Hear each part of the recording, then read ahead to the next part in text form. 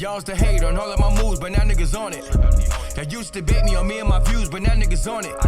I used to tell them I'ma have me a show, but now niggas on it. Her homies on it. Your homies on it. Y'all used to hate on all of my moves, but now niggas on it. Y'all used to debate me on me and my views, but now niggas on it. I used to tell them I'ma have me a show, but now niggas on it. Her homies on it. Your homies on it. Realest Podcast ever, we back. It's your boy C. Diddy. Y'all know who I am. Y'all know what the fuck going on. Episode 205, reporting live from the undisclosed location, the art studio. From the back cave. Y'all see the bear bricks, you know what I'm saying? Where we just come up with ideas. Get my bear bricks in the back, ho. We come up with ideas and smoke hookah. Yes. Hopefully try to be millionaires before next year. That's the goal. You know what I'm saying? Deca millionaires, 10 millionaires. You know what I mean? That's I'm good with $1 million.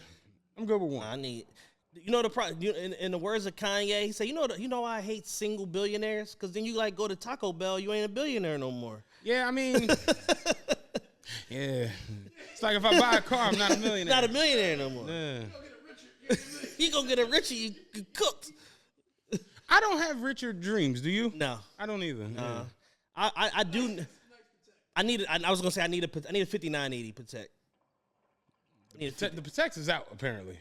Really? Yeah, they out. Why? I saw 4 of them the other night at the shindig. You say out? I thought you'd be like over. No, they out. I mean, no, they on the street. Yeah, they out. You know what I'm saying? I saw 4 of them Jones. Yeah, shout out to the the fraudulent Protect owners. I mean, shout out to you. We salute you at TRPE. We ain't hating. Yeah. Do you think? Yeah, fake jewelry is wild. It's a wild reality. Yeah. It's a wild reality. Because it costs real money. Yes. Yeah. Joe J say y'all spend real money on fake watches. Shockingly. He sounds shocked when he said it. Yeah. Shockingly. Jay really a good rapper, yo. He's phenomenal. I was sitting there the other night on my balcony. He's the best ever. And I really was listening to just Jay, like it's this little mixtape I got on my laptop. Like, you know, you got your music playing, your hookah and shit, you know what I'm saying? And Jay, that verse where he rapped over the 50 Cent, the remix, if I can't do it, yeah. That's one of the most ignorant verses of life. And I'm a wordsmith when it comes to the rap shit. That nigga Jay really said, my bill's through the roof. I can't do numbers like the Roots. No disrespect. He said, no disrespect. I can't do numbers like the Roots. No disrespect. My bill's through the roof. I can't do numbers like the roof. No disrespect. Niggas got me trapped in. My pops got a living disorder. His whole living's disordered. And I just got his living room ordered. Jay a complete asshole on track. He could super duper rap, man. And we give Jay a lot of shit, but don't get it fucked up. Dog. When he locked in, can't nobody fuck with that ball, man. I ain't wrote this to entertain you. That ain't what I came to do. I will bang you. Dog. I will act like orangutans do. I'm giving hot wings, turning niggas to angels. Understand my angle. I'm safety first. Do not make me act like my safety don't work. One of my favorite Jay lines, he said, a really good rapper, he said, I started from the ghetto, nigga. Not the Geico, ain't nothing accidental. Dog. I was listening to that John, just all the little Johns he had, the Grammy family. Like, Jay really, when he get on that ignorant ass shit, he's a tough out. It's a hard, that's a hard go. It's a tough because out, he filthy rich. And he done did all kinds of crazy shit. And he not bullshitting. And he's really coming from a place of like first person account. Yeah, like y'all disgust me. Y'all really disgust me. But they had 50 million in 98. Oh. Yeah. He was dissing rap niggas in 99, 2000 for like only being rap niggas. Yeah. Like you can bullshit with this if you want, motherfucker. I could wear 80 mil, like 18 months. You can bullshit with rap if you want. Like, yeah, he's a tough out when it comes to that. That's why you gotta give Nas a lot of credit for that Ether shit. He just tapped into something else and was just like, when Super Saiyan. Yeah. All that is cool, but you's a bitch. Like, you know what I'm saying? I got nothing else. On my dick. And you on my dick. Look Look at these 2 ways this nigga invite me to this video shoot, bitch ass nigga. Yeah, man. It takes a lot, man, to get Jay out of there. Get Jay out of there. He had Jay totally frazzled. Totally, like just befuddled. For 2 years. Like, I don't understand what the fuck just happened. Real shit. He hit Jay with the reverse Uno out. Yeah, reverse Uno out. Jay still sitting at the table. Wait, what? That's it? Yeah, that's it, dog. Yeah, but niggas that are good rappers, they really are good rappers. And they really, really say a lot of good shit that you just like. Even the Drake Jones, that shit came on sitting out there. I watched the video this morning. For what? Churchill Downs. Okay, I didn't even see the video yet. He in there. He got a scene in there where he like dancing with Jack Harlow mom, and she's like, "What the fuck?" Like you can see, like she's like, "I'm dancing with Drake." Like what the fuck? I'm out here making a mockery. I got my realtor out here playing Monopoly. How can I address you if you don't own property? That's Jay levels of ignorant. Like Jay's probably the best at that. Like those lines where it just leave you like, wait, what? Yeah, Drake is approaching that. Yeah, he's approaching that at this point. He said my biggest motivation is your financial situation and how you should take this statement is depending on what you're making. Yeah, nasty. Just talking shit on another level. Yeah. Jay definitely.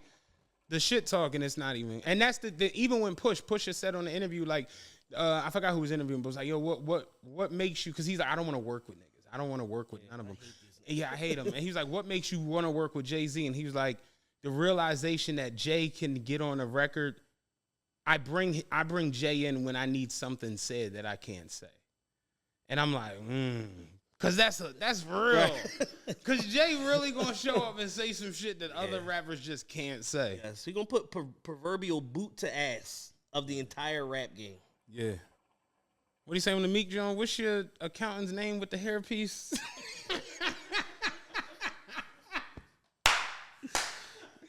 Jay asshole levels is just on they're off the chart. But man. from the beginning though, like the clip resurfaced when Thug and them got indicted of. I think Trey Young posted was like, Jay got a line for everything. They hit you with that RICO. They repoed your vehicle. Damn, shit was all good just a week ago. Yeah. Bullshit catching up. Alibis ain't matching up. Yeah. Jay really do got a bar. Jay say, I forgive your weak ass. Hustling just ain't you. Ain't that was on Dead Presidents. Yeah. That was the first one. Yeah. I forgive your weak ass. Hustling just ain't you. Jay nuts, man. He's excellent. That's a real good rapper, man. He's excellent, yo. At 70. Yeah. Just that good. The other day I watched Cat Williams' comedy special again, and the ratings on it are horrendous. I love it though. I think we watched it the other night. What the problem I feel is people are looking for Cat Williams to be Pimp Chronicle. Yeah. Cat Williams. Exactly. And that's 2003, 2004. Yeah. Jay got a line for everything. Go buy my old albums.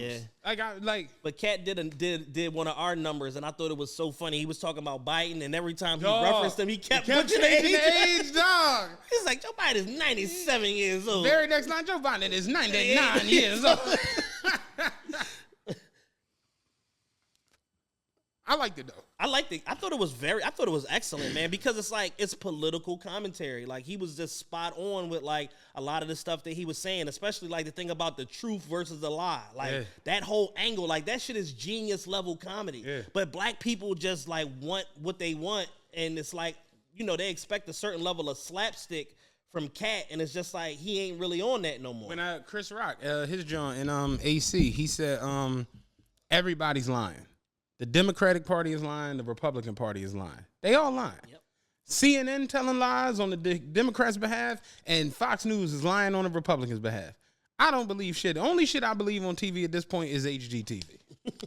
They tell you how much a 2-bedroom costs in Denver. They not bullshit. That's the only shit I believe on TV. Zillow, like, it's right. Yeah. White people tell you how much it costs to live in Seattle. But it's the truth. It's like, yo, like, as you get older, I just think what makes you entertained or laugh is supposed to change. Yeah. I used to always say years ago, telling me who your favorite comedians is says a lot about you. Right. We've had that conversation.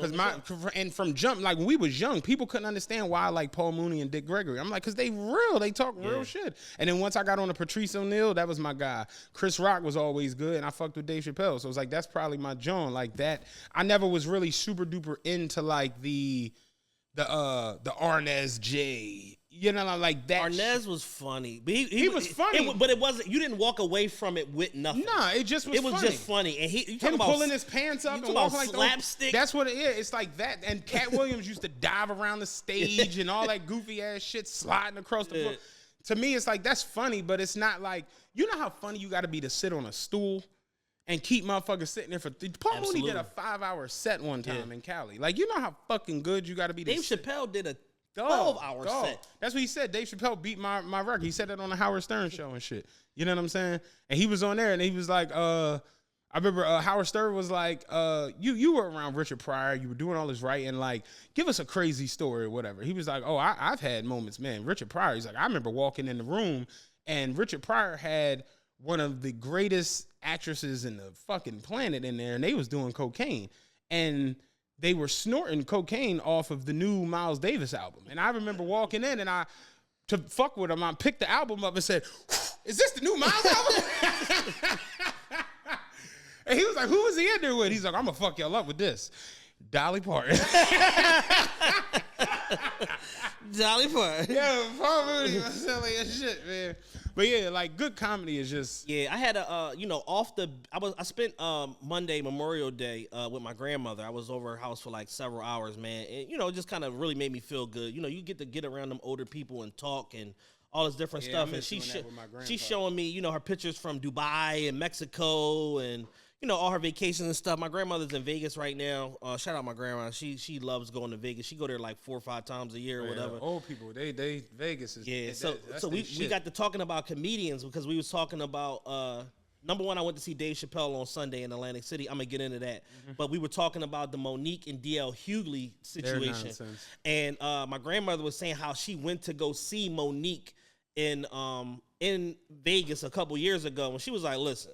So I'm an older lady. I'm on fixed income. I'm retired. I ain't too keen on paying $700-800 to see nobody. What you got for me? So they put all these little promo codes in and get my grandmother a ticket. She's like, I'm sitting like third row, whatever, $150 or whatever. She's like, and I go to the show and it was terrible. She's like, Monique is horrible. She's like, she is not funny. She's like, it's like she doesn't like have any jokes. She doesn't have any material. She's just like up there like talking shit. And I'm like, yeah. I was like, it's funny you bring that up. I said because what a lot of comedians that are realizing now is that if your content hasn't evolved with the consumer, you're getting left behind in the game because the comedy consumer has evolved because of people like Dave Chappelle, because of people like Gerard Carmichael and stuff like that are doing smart, poignant comedy. Bill Burr, smart, poignant comedy that's funny, but it's also social commentary. And if you're not coming to the stage with something that people walk away from like, damn, I didn't think of it like that, or I didn't look at it like that, or I disagree with that, but damn, that was crazy how he brung that home. Right. Like, if you're not coming to the stage with that, people are not coming to see you. Mm-hmm. And it's like comedians like Monique that almost like she wants recognition for just existing. Like, just for being a queen of comedy, Precious, the Parkers, it's like you want credit for just existing, but comedy is a what have you done for me lately game. I saw Dave Chappelle in Atlantic City last Sunday doing probably about an hour 10 of brand new material. Nothing recycled. Literally brand new material from his opening salvo to the fucking end. It was all a whole new hour of material. And guess what, comedians out there? He's getting better. Yeah. He's widening the gap between y'all and him. He's phenomenal. And he talked about, his relationship with his wife. He talked about like racism in Ohio where he lives or whatever. He talked about being rich. He talked a lot about like the main kind of like beginning, middle, and end of the show was like around like the Chris Rock and Will Smith situation.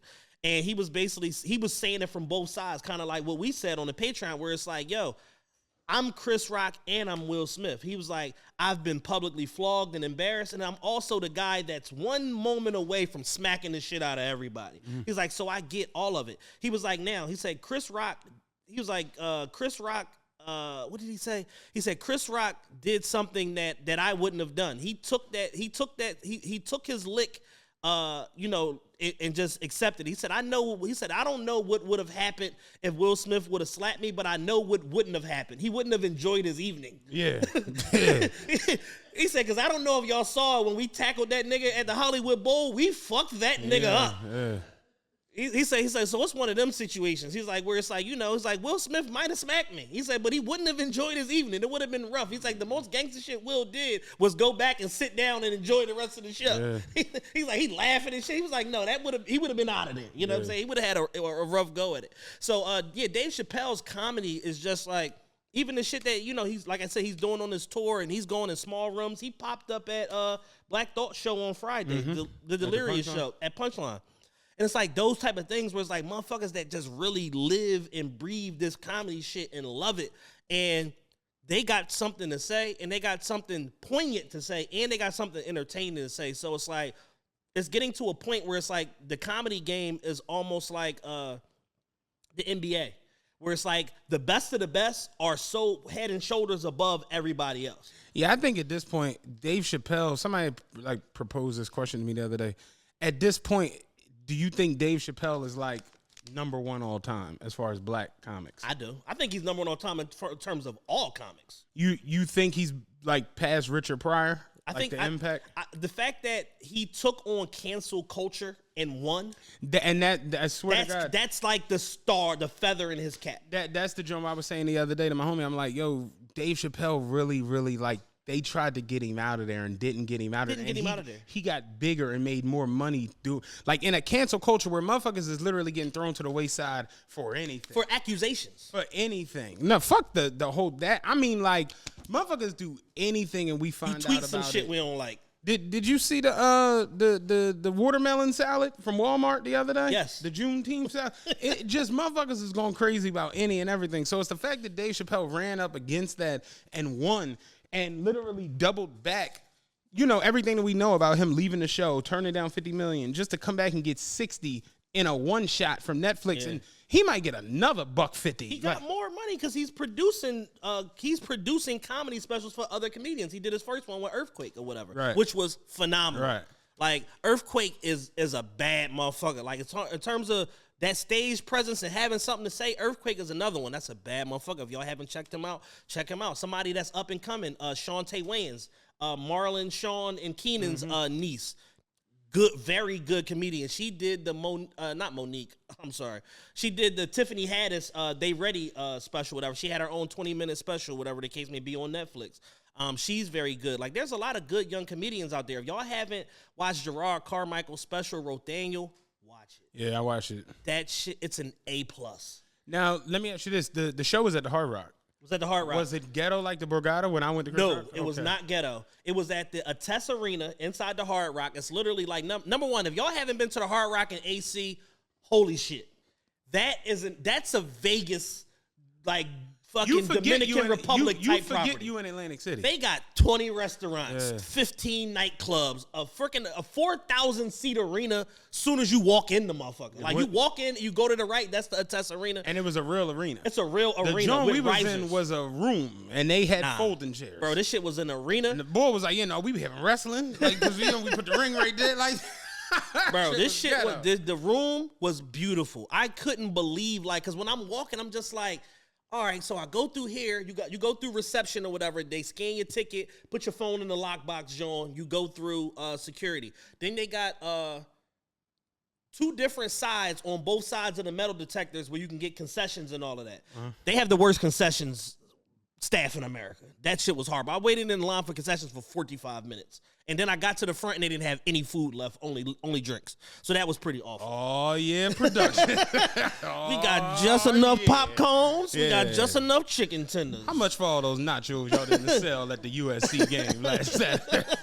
Last Saturdays. Yeah, last Saturdays when USC played the boys from Ohio. So it was definitely some all-year productions. Yeah. You know what I'm saying? They ran out of, they sold every piece of food they had, chicken tenders, hot dogs, nachos, pop. Everything was at the hospital the other day with my dad, and Dad's doing a lot better, too. That's what's out up, of the intensive care unit. They brought him down to the lower whatever this Okay. room because he's gonna go to the rehabilitation. But he's a lot better, more up, whatever. He's talking and everything. He got his iPad, so he's straight. Yeah. He's listening. He was like, yeah, the show the other day was great. I'm like, bro, like you got other stuff to worry about. But we went down to the like, you know, they got what they call the cafeteria in the hospital, me and my sister, whatever. And they had chicken tenders. And she's like, how many do you want? I was like, let me get 3. She's like, we sell 2, 4, and 6. I'm like, I want 3. She's like, you want 2 or 4? I gotta ration these out right. I'm like, can I get 2, I guess? She was like, okay. And she put it on the joint, whatever. And the other lady came by and she was like, take your other tender. She threw it on the joint. I'm like, yo, man, people take their jobs way too serious. Yeah, it's like I already don't want to be here. Right. Like if I'm here, it's a worst case scenario. Like I ain't coming here just to grab food. You know what I mean? Yeah. Like, you know what I'm saying? Like you think it's just one of them things. Like you just look out, whatever. Yeah. So, but yeah, so the arena, the food. We was talking about so concessions, whatever. So it was All Year Productions. Jay Prince and company was handling the food or whatever. So you go like then you just walk. Like, and it's like, you know, set up the same way on both sides. Then you just walk and then you go through like this dark tunnel. And then as you get closer, you start to see the light or whatever. And I'm like, holy shit, how did they put this? It's almost like a marvel of like modern like architecture. Like, how did they put this in here? Big giant ass stage. The stage is probably 300 feet across, 100 feet back or whatever. Big ass stage. They got the fucking curtain. The ceiling is like limitless, like how high the ceiling is or whatever. And then you got video boards on both sides of the stage. Right. And then you have the seats in the center. It's probably 30 rows across, 30 rows back. And then you have risers, one on the side, one in the back, 2 in the back, and then one on the other side.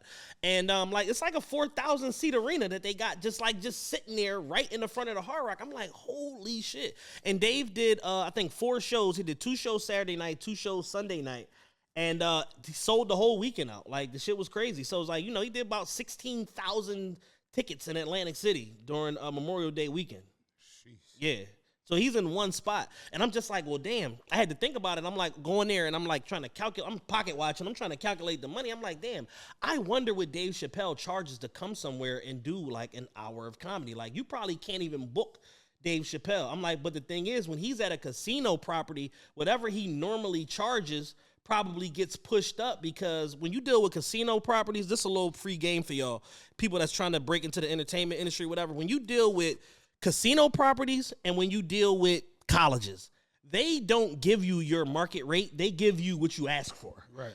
Because there's other revenue that they're banking on going up that's like passive revenue that's not just strictly ticket sales. So it's like if I book Dave Chappelle and I want to take him to the Lear Center or whatever, 8,000 seats or whatever the case may be, all I'm getting is, in terms of negotiation, I'm going to get the ticket sales, I might get a parking split, and I might get a concession split, whatever the case may be.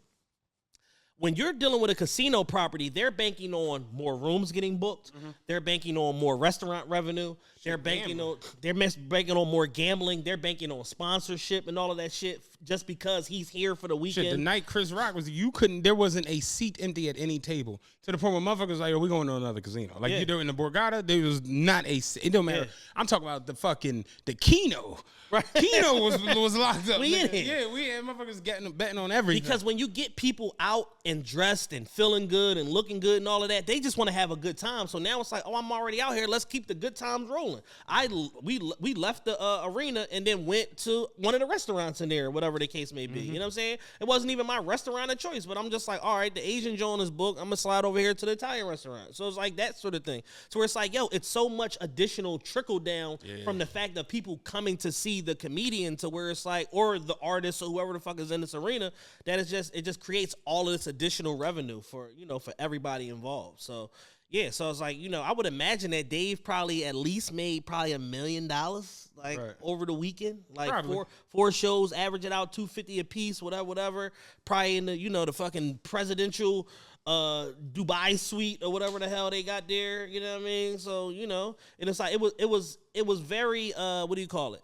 Because he had so many shows, I knew like it ain't no like leaving and then running to New York and coming back or none of that shit. So I just thought it was commendable for Dave to spend his Memorial Day weekend in a shithole town like Atlantic City, New Jersey. You said he referenced it. He said Atlantic City is an interesting place, man. It's one of the only places where people are like, damn, I got to get back to Philly where it's safe. Yeah. He opened with that. Yeah, man. Philly. I went to the shout out to DJ A Boogie, friend of the show. Hennessy, Team Moet. Yes. You know what I'm saying? Congrats on the Team Moet. He broke that news here on TRPE. All day. You know what I'm saying? He made the formal announcement the other day. A Boogie is an interesting character because, you know, he talks in, like, DJ terms. Yeah. You know what I'm saying? Yeah. Like, he sent me to John, and I'm like, is this an invite? And he's like, of course it is. What the fuck? I'm like, but the John was just like, yo, tomorrow, boy, stop. Like, you know, it's just like, I didn't really understand. But I came down to that. He had the watch party for Game 1 at a live casino. Yes. And at, Sport and Social. At Sport and Social. And when he sent it to me, I'm like, is this an invite only thing? And he was like, nah, like, you know, just bring people's, you know, pull up, you know what I'm saying? And I'm like, well, that, I be in these casinos, right? Yeah. So when I ask, is this an invite only thing? My thing is not more so like the event or what's going on. It's like, if you've been to a casino in Philadelphia. Yes. It's a lot of niggas just standing around. It's a lot of looky-loos. It's a lot of niggas just like, yeah, we in the Jones. Yeah. You know what I'm saying? And the fact that we was in, hand me them Jones. The fact that, thank you. The fact that we was in a situation like that, you know, we looking like, all right, you know, we gonna go in there and, you know, have some fun. Right. And you get in there and you like, it's open bar, Hennessy. Oh, nice. Yeah, like Hennessy was free. You know what I'm Boogie saying? knows how to have a good time. Boogie can throw an event. He can throw his little shindig. You know? And the amount of niggas just like coming in, cause you know you in a casino, motherfuckers, what they doing over there? And then you realize like, oh, the Henny free motherfuckers is like, they coming in this joint. You know what I'm saying? It was flip flops, dirty socks. You know what I'm saying? Like seriously, homeless niggas. They in this joint. But it was a who's who. Like everybody was in that joint. Deke, Von, Tate. I said Von, Dev, Tate, fucking Active was in there. Barb was there. PC Prince, your man was there. Like Mile High Tech, fucking Kevin Dunbar. Like it was a bunch of motherfuckers in there. You know what I'm saying? And it was so funny because the big bar wasn't free. Like the big bar in the middle of the joint, you had to go to the other bar where the Hennessy shit was at. So I had posted the shit on my joint, like, you know, my bets is looking good, the Henny free. Having a good time and shit. Dev came over with my story. He's like, where's the free Henny? Because my Henny wasn't free. What's going on? You know what I'm saying? I was like, you went to this bar? He was like, yeah. I'm like, oh, you got to go to that one. He was like, yeah, I'm trying to figure out what the fuck is going on. You know what I'm saying? It was cool. Now, it was funny because Deke was sober.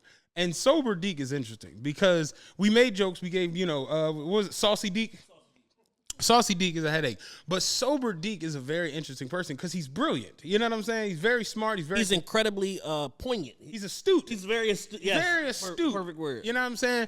And Deke came over and sat next to me. I'm like, you cool? He was like, yeah, I was over at the bar talking to people, but I had to get the fuck away from there because I got sick of watching niggas come up and get free drinks and not tip the bartender. And I'm like, bruh. I went over there, and it was funny because I had a $20 bill. Was fucking around with you. Me and Dan were at a medical facility, if you will. You know what I'm saying? And they only accept cash in that joint. So I took cash out. I took 160 out because I don't carry cash. My total for medical supplies was $140. So I had $20 on me. So I get in there. I come to the bar. I'm like, shit, the Henny free. Let me get a Henny sidecar. She was like, okay. I'm like, matter of fact, give me 2 Henny sidecars. That way I ain't got to get the fuck up and get my food, watch the game.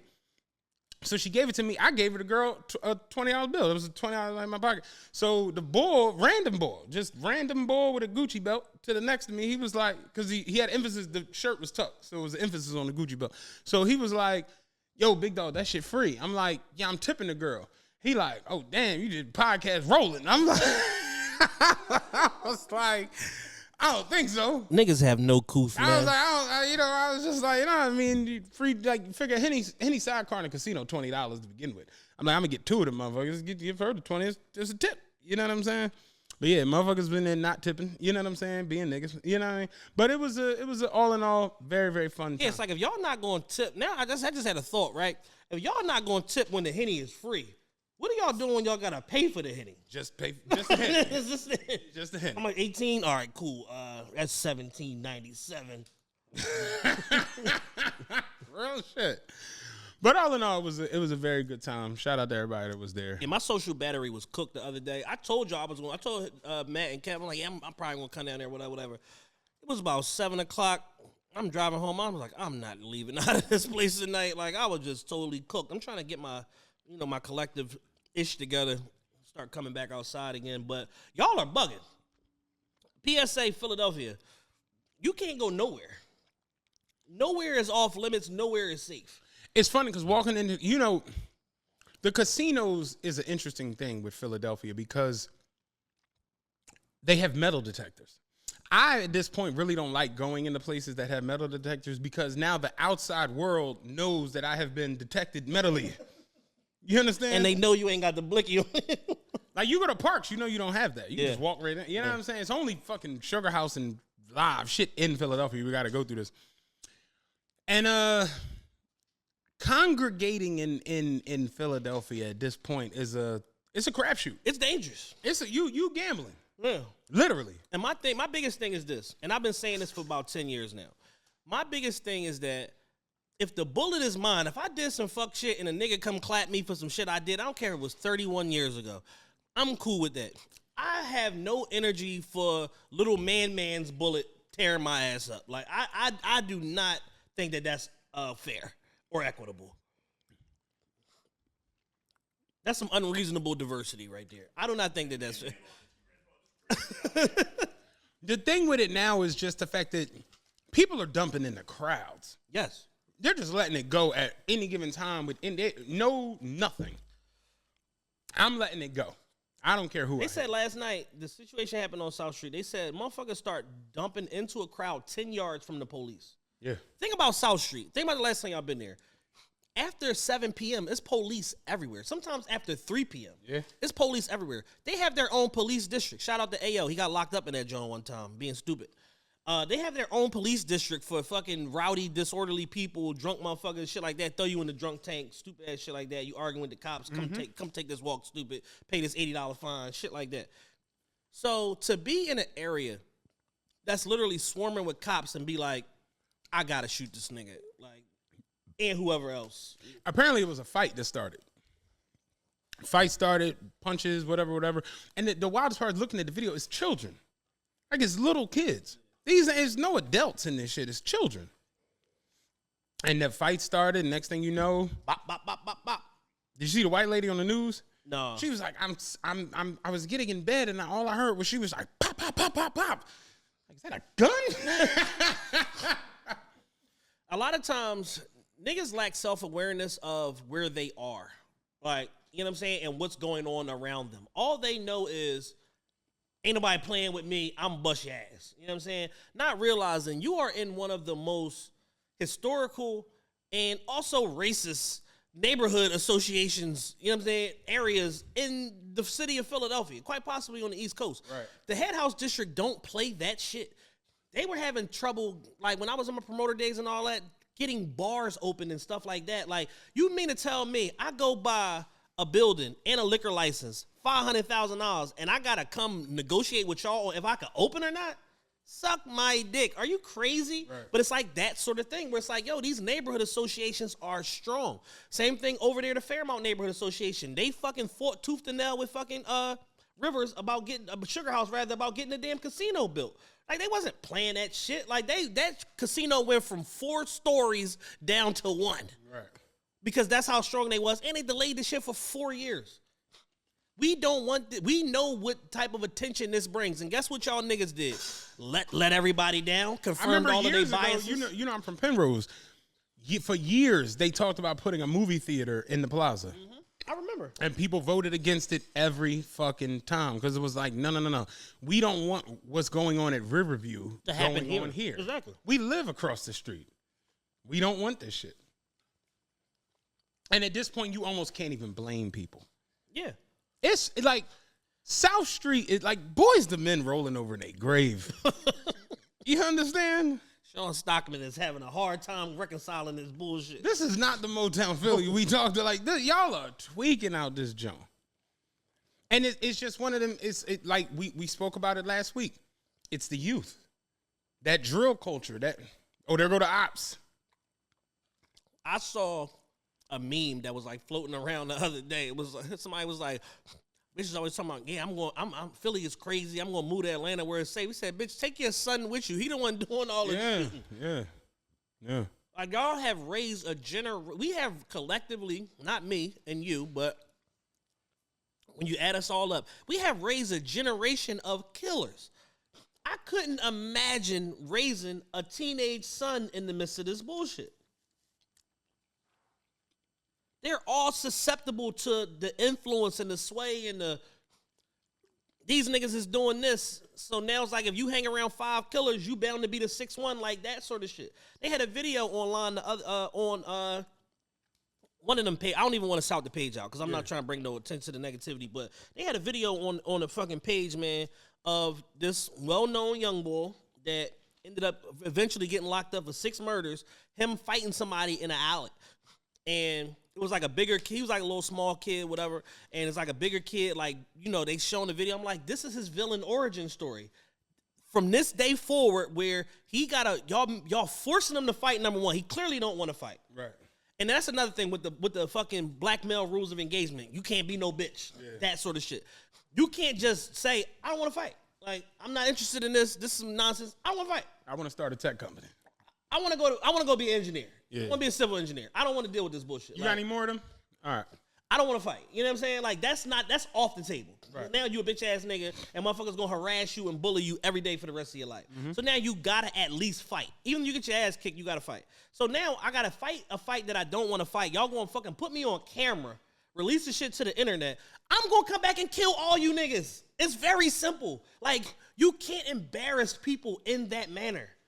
Like, and I just don't understand how the people that are in it are confused of the outcomes of some of these situations, considering all the BS that leads up to these final engagements or what have you, whatever, where people start dying. Like, violence escalates. You beat me up, I come back and stab you. You stab me, I come back and shoot you. You shoot me, I come back with a fucking hand grenade. Right. Like, that's violence. And this is why people don't want black people nowhere, because our first resort is extreme violence. You know, it's funny because like some black people was moving into my building the other day, and I saw them and I was like, what are these niggas doing? Right. And in the moment, I was leaving your building one day and seeing some niggas moving some shit in there, and I'm like, what are these niggas doing? And I said it to myself, I'm like, I wonder what white people be thinking, because I'm black, and I did that. I was like, what are these niggas doing? Listen, my homie flat out told me, he said, when I start seeing too many brown faces somewhere, I move. I don't give a fuck. He said, I don't care about money like that. I will spend the money to not have to deal with this bullshit because I know what niggas bring. I'm in my new building fucking yesterday. Motherfucker had a pool party from noon to midnight. Y'all got one apartment. Yeah. Y'all got 30 guests. Yeah. The parking lot been empty all week because this building is only at 40% occupancy. That's why I moved here. Bruh. So you mean to tell me out of the 4 black people that live in this building that occupy units, you gonna bring 30 niggas here? Yeah. That's the plan. That's what's at my joint. At my joint, you can rent the pub. Like, you can rent out the like the party area and shit. And I've seen people rent it out before, you know, whatever. People having a little get-together, shindig, whatever. I seen a throne getting wheeled in the other day. So when I see the throne, instantly I'm just like, oh, God. Like, oh, God. You know that's the baby shower. Yeah. And then I seen the boy bringing the speakers in on the trough. And I'm just like, oh, they about to be. Y'all, when I got down to the first floor, dog, that music was so fucking loud. That shit was going off, and I said, man, what the fuck? Like, yeah. And you know the craziest part is, get together, have some fun, but if it go left, it's going to go terribly. Somebody getting clapped. It's going terribly left. 4 people dead at baby shower. It's like, wait, what? Oh. That's us. You know what I'm saying? And at the end of the day, like, Kevin Samuels talked a lot about ethnic image. And I think black people need to understand that our ethnic image is damaged. And we have to, at some point, take, well, number one, accountability for the fucking problem and recognize that at some point we went left. Like, we went bad somewhere, whether it be the music, whether it be the fucking culture, the things that, you know, we allow our kids to have access to and all of that. Because guess what? The kids is doing all the killing and drilling. Even when old niggas is getting shot, it's young niggas shooting them up. Yeah. And it's no stopping. Fucking Trouble, fucking rapper from Atlanta, rest in peace. He got murdered last night. He's somebody that I liked a lot. I like his personality. I like his Twitter. I like his Instagram. I like his music. Like, 35 years old. Like, at some point, extreme gun violence should be off the table for you. But when you a black male, it's never off the table. We had a 55-year-old man get killed the other day on, like, something in Hunting Park. 55 years old. You ain't supposed to be getting smoked at 55. You made it past you having young man problems at an old age. Like, right. You've made it past that struggle and strife era, whatever the case may be. Who are you dealing with that's like, I'm going to go kill Tony? Yeah, Mr. Tony. Mr. Tony, right. Mr. Tony is dead tonight, Jack. It's not even funny, but because Mr. Tony. You're like, yeah. I'm going to smoke Mr. Tony, dog. Yeah. Mr. Tony has been running numbers for 34 years. Ain't bothering nobody. You're going to go smoke Mr. Tony. Yeah, Mr. Greg got me fucked up. And sure enough, it's bad, man. This shit it's bad and sad. And it's a everywhere niggas are problem. Niggas start popping up in Albuquerque, gun violence through the roof. We had 2 mass shootings on South Street this week. 15 people shot, 3 confirmed dead so far. This week. Yeah, Tuesday and Saturday. No, it's more confirmed dead than that. Because the other day was 2, and yesterday was 3. So that's 5. The joint the other day was, I believe, 2, and I think yesterday was 3. I believe. So. Shit is insanity, yo. Yeah, it's pretty awful. Like. And an area that is swimming with cops. The only reason to come to South Street at this point is fucking Ishkabibbles, Sean Jewelers, and Fat Tuesdays. Ain't no reason to be in Fat Tuesdays at this point. Did you see G Herbo going off on his story? What happened? I guess he was here yesterday for the Roots picnic shit. But he was like, God damn, dog, like, we wanted to get fucking cheesesteaks. We want to go to Ishkabibbles. You can't even get the fuck down there. Philly, y'all tripping like, dog. He's like, I seen somebody in the line. Look, whoever the fuck in the line getting the cheesesteaks, because the cop won't let us down there, get 10 cheesesteaks and DM. But people on the John like, damn, man, like, artists can't even fucking enjoy themselves when they come to fuck here. I remember you would go to South Street and see people. Yeah. Remember that? I saw Jay-Z on South Street, nigga. By himself. It was Jay-Z and the big-ass Samoan boy, security boy. Nigga was 9 feet tall, 500 pounds. I saw Dame Dash on fucking South Street before. Like, just out there. I remember you would go to South Street and motherfuckers would really just be out South Street. Yeah. Shopping, eating, doing whatever. Like. That shit is over with. They said the people on South Street yesterday was, they had to barricade themselves in the restaurants and shit. Like, people who was down, all the local merchant restaurants that have, like, outdoor seating, they had to make people come in. Like, couldn't let them sit outside no more. Wow. And the lady was saying on the joint, like, yeah, they had to, like, lock the door and, like, barricade themselves in the joint because it was so much traffic running and shit. Like, this shit is embarrassing, yo. It's embarrassing. It's embarrassing as a city. And what all these little Philly shooters don't realize, like, because y'all are gangs now. So congratulations, because y'all graduated from cliques to gangs. All y'all are doing is making the fucking feds and the police job that much easier, because once you put a name to what you're doing, all we got to do is identify the crime and the people that are involved in this organization, and then we just charge y'all with conspiracy. On a state level, we just charge you with conspiracy, or, you know, or fed level, we charge you with fucking RICO. It's very easy. It's very cut and dry. And as we're seeing from, like, this Young Thug situation, once we bang you with a RICO, everybody's telling. I was going like going into that. How do you feel knowing what you know now with the young? Well, I said it on the show that we did with Kev. I said I feel like we need to prepare to never see Thug again. I feel even more strongly about it now.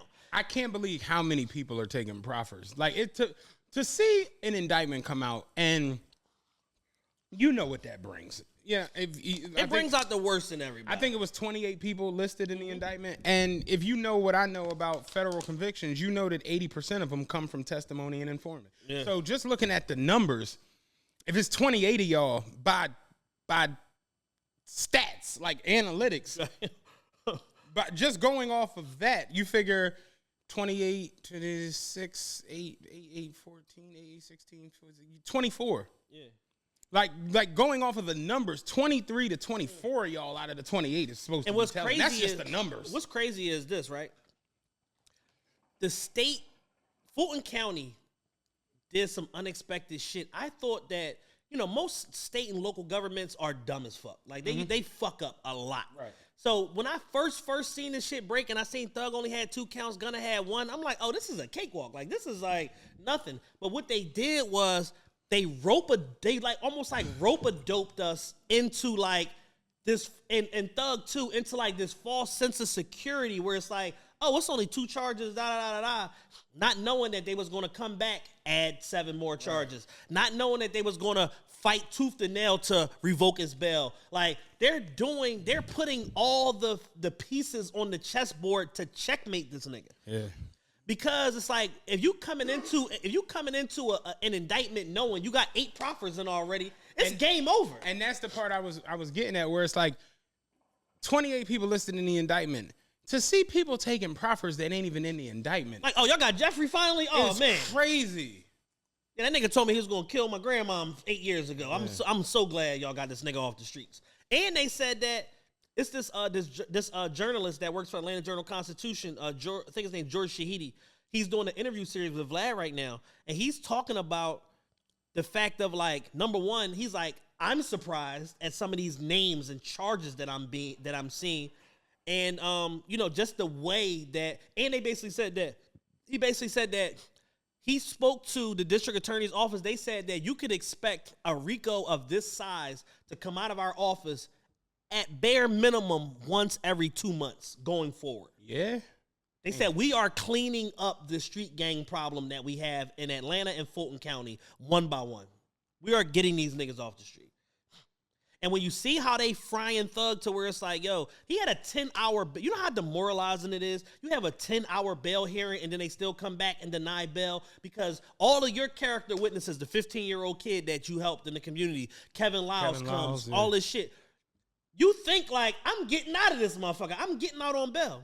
People didn't offer to put up $1 million for 24/7 security, off-duty police officers and all that to keep you out of trouble and protect you and protect potentially any witness tampering and blah, blah, blah. And then you get to the end of this whole hearing and then the prosecutor is like, Your Honor, I want to object to the bail because we have proffers in against Mr. Williams. I'm just like, wait, what?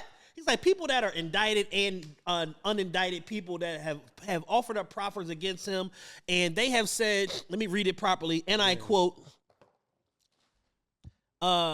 he is extremely dangerous, and if we cross him, he will kill us and kill our families, end quote.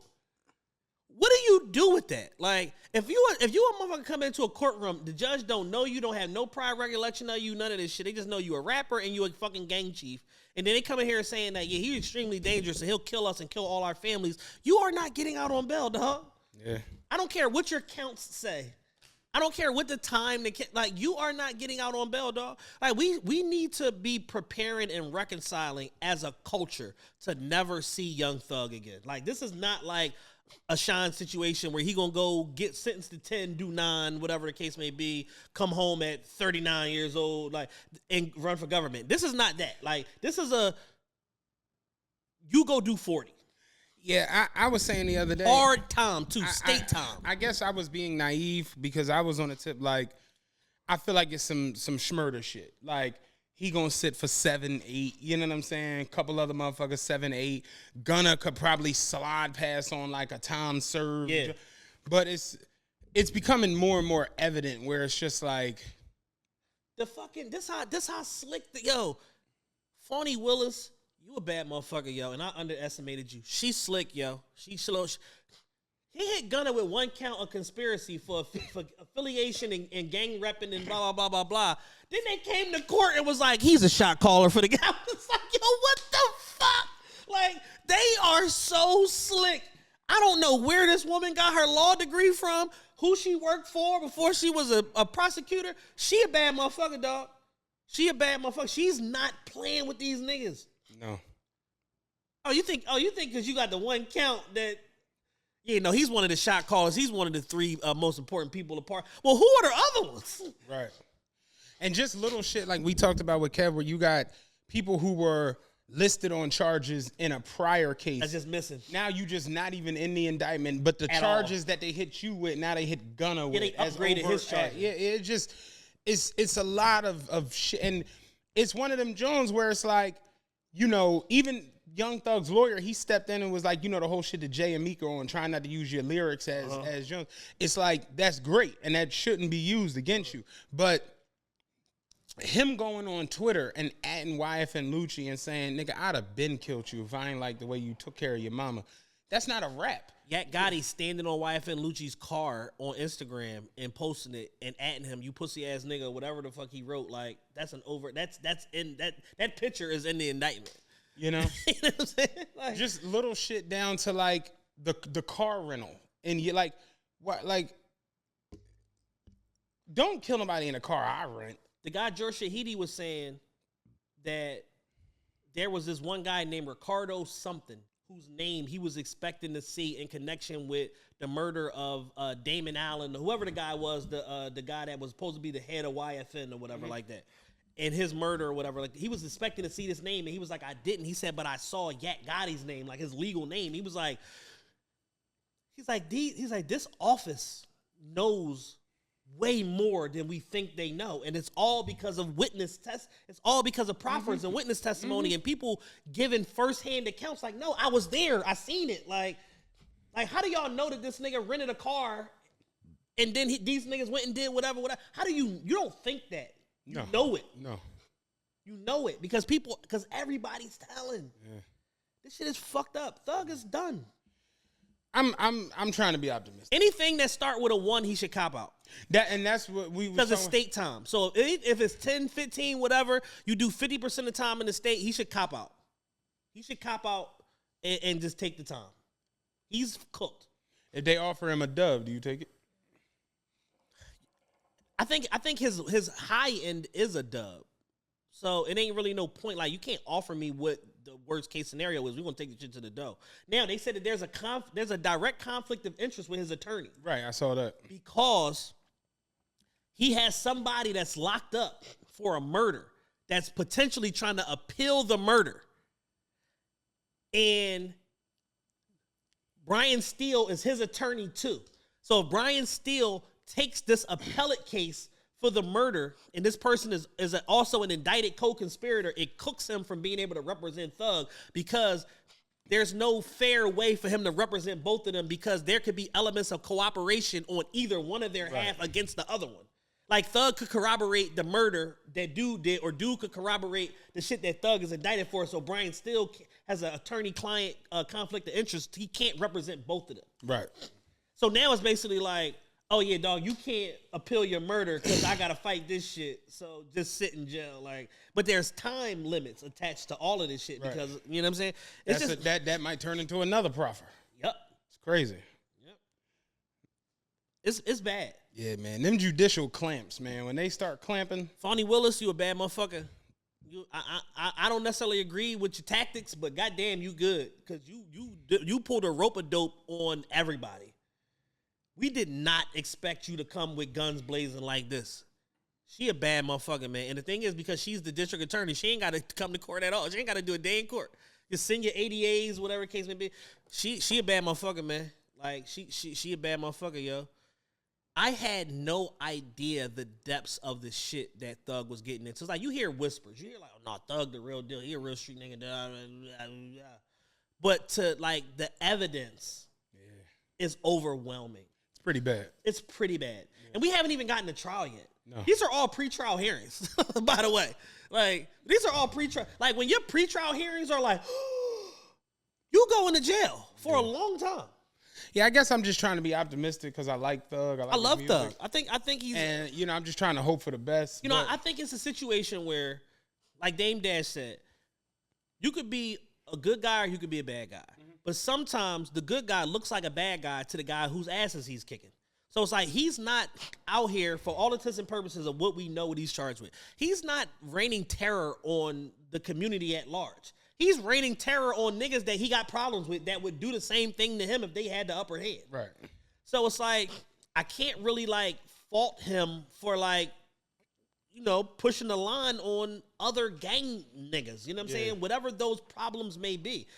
These are not innocent. He ain't charged with shooting into a crowd or killing non-innocent people. Like, this is not that. This is street justice. And this is what happens in the streets. Motherfuckers litigate their own fucking problems that they got with people. Mm-hmm. Unfortunately, legally, you can't do that. So you end up fucking indicted with 27 other niggas, half of which are telling. All bad. All bad.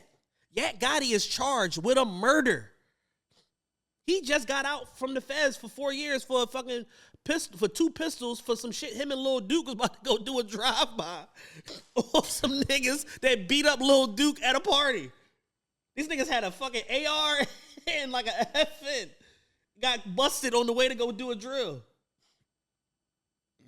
It's like the details of this shit are crazy. Like, fuck the counts of what niggas are charged with. The minutia of what these niggas did, the narrative that's being painted is like, wait, what? It's overwhelming. It's crazy. Like, even past like just where we are right now with like the ridiculous amounts of violence towards any and everybody is just like, huh?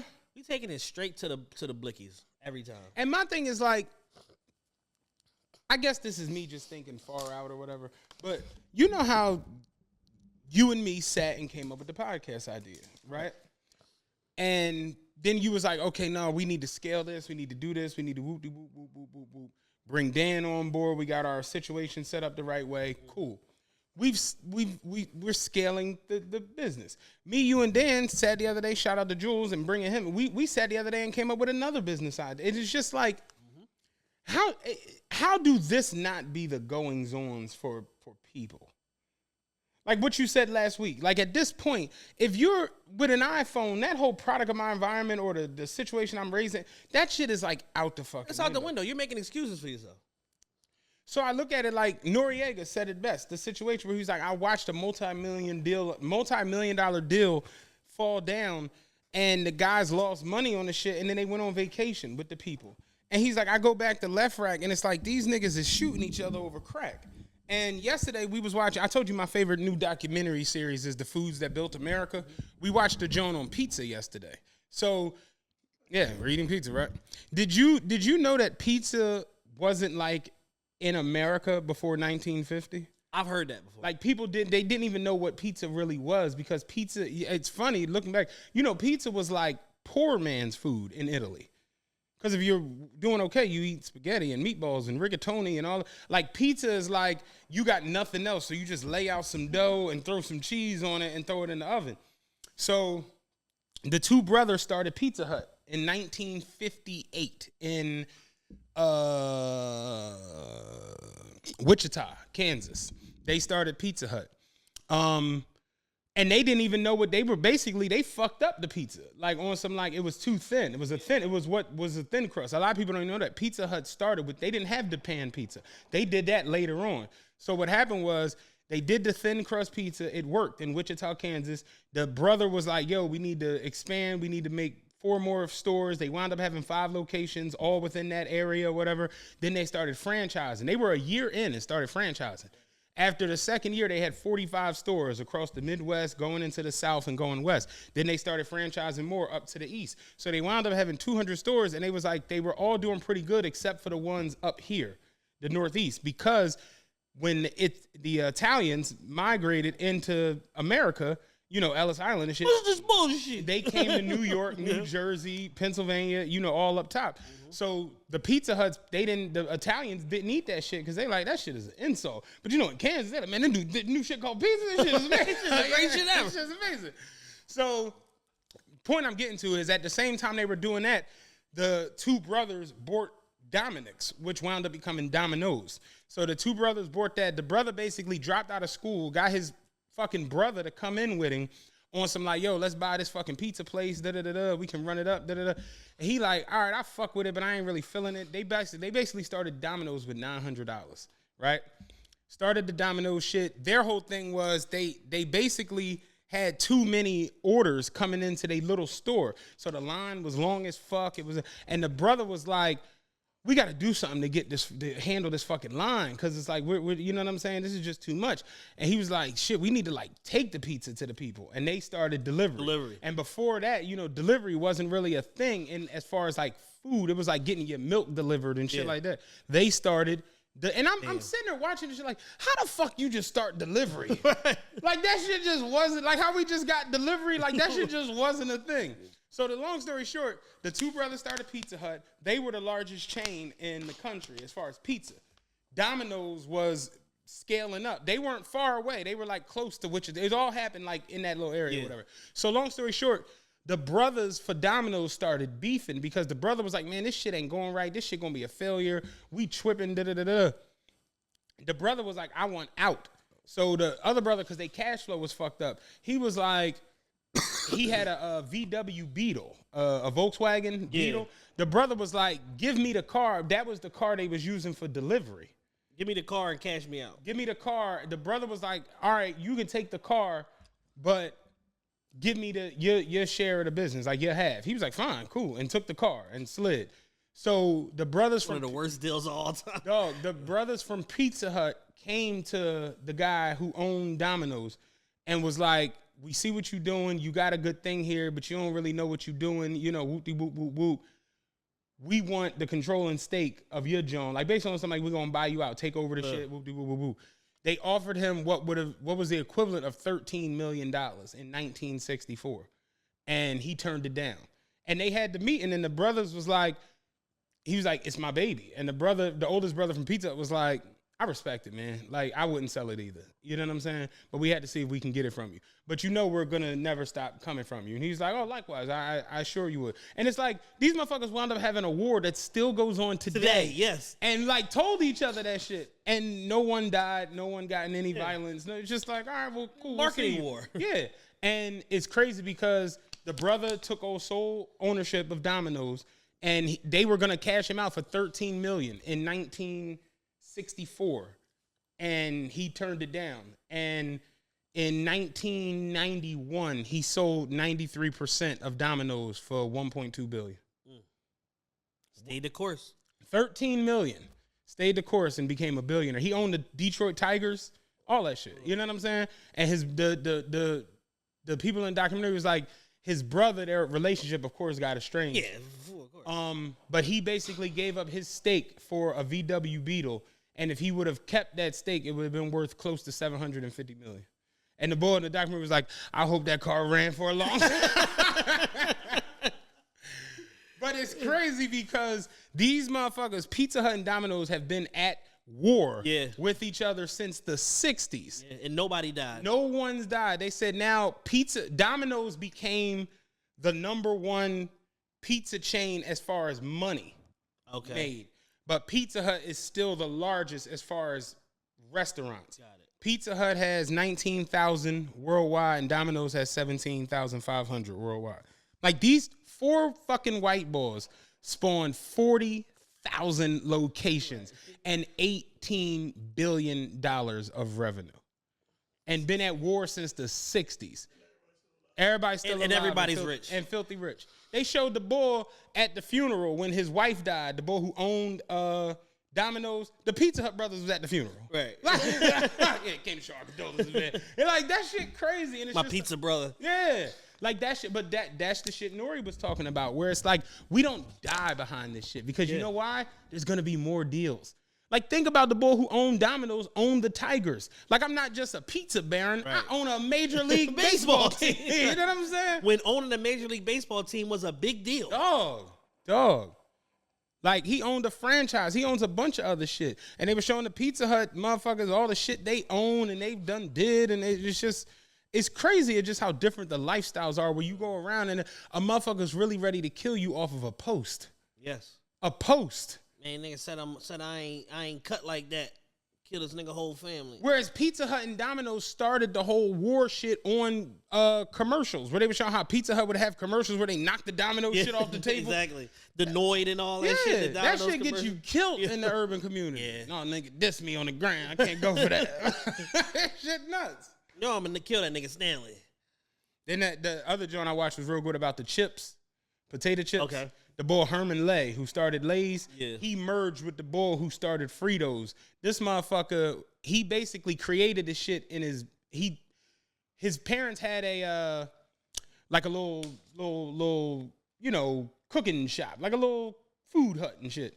And they had $1,100 in savings. He basically bought the recipe for kettle cooked potato chips off of some Mexican nigga he met in Mexico. And his family like, what the fuck are you spending $1,000? Mind you, it's 1940. Yeah. He's like, 1930, excuse me. He's like, what the fuck are you gonna pay $1,000 for a recipe for? He's like, it's not the recipe, it's the understanding of how this shit all works and goes on. And he did that, basically used his whole family's last $1,000 and did the shit, and he wound up making what would become corn chips. And then him and Herman Lay linked up together, and they were showing all the shit that they created. Corn chips, which is Fritos, which became that. They created the Doritos, they created Cheetos, and they said now the family, the Herman Lay family, is worth $13 billion. I'm just like, $1,000 parlayed into like 13 motherfuckers billion. just be out here not trying to be funny. How the fuck you create Cheetos? Think about the nigga that created zippers. I done had mad Cheetos, dog. The nigga just created Cheetos. We got the game fucked up, man. Yes. We be outside on straight nut shit all the fucking time. Yep. Motherfuckers, throwing our lives away unapologetically, yo. And just to wrap up the shit I watched this week, did you watch the And1 documentary? I didn't even get to see it yet. I was out and about when it aired. It's on my watch list for today. It was good, but I have a couple problems. I heard it was good, and then it just kind of took like a sharp turn. First off, that documentary might need to be 2 or 3 parts because it's just so much that went into it. They just completely left out. They did like 7 seasons of television. Like, how do you condense that into an hour? They just left out so many pivotal parts, pivotal people who just should have been a part of what made that a worldwide phenomenon. You know what I'm saying? But one thing I did take away from the documentary was the fact that the 2 white boys who came in with what's the black guy's name? What's his name, Dan? The black boy from Philly. The one with the beard with the hat. Beard with the hat. He was he was in the ownership shit with And1. Set free. Like the shit with the white boys with him, they weren't paying the ballers for the first mixtape. They didn't pay them. A lot of them didn't even know they were on the shit, and people was like mad at that whole situation. And I'm sitting there watching it to myself like, dog, these motherfuckers straight created basketball mixtapes, and it spawned some shit that was able to take multiple people around the world and make multiple people legends and face recognizable and make all kinds of, and that's really where it is. Like, if you just create or come up with the idea, these white boys who don't dribble, who don't do any of this shit, just was like, yo, we gonna do this, we gonna start doing this. And like, if you can just keep the creative wheels churning and not take stupid ass timeouts to go drill, right? You could really just stumble. You can create some transformative shit. You see what I'm saying? But it's like our youth don't understand that. Like, our youth just, like, perfect example, not to cut you off. That whole post that's going around from the young boy that's like, yeah, I was trying to rap, so I got into some beef. You know what I'm saying? It's like that's all they know. That's the only thing they understand. But you know who put us onto that, though? What? Sean Cotton.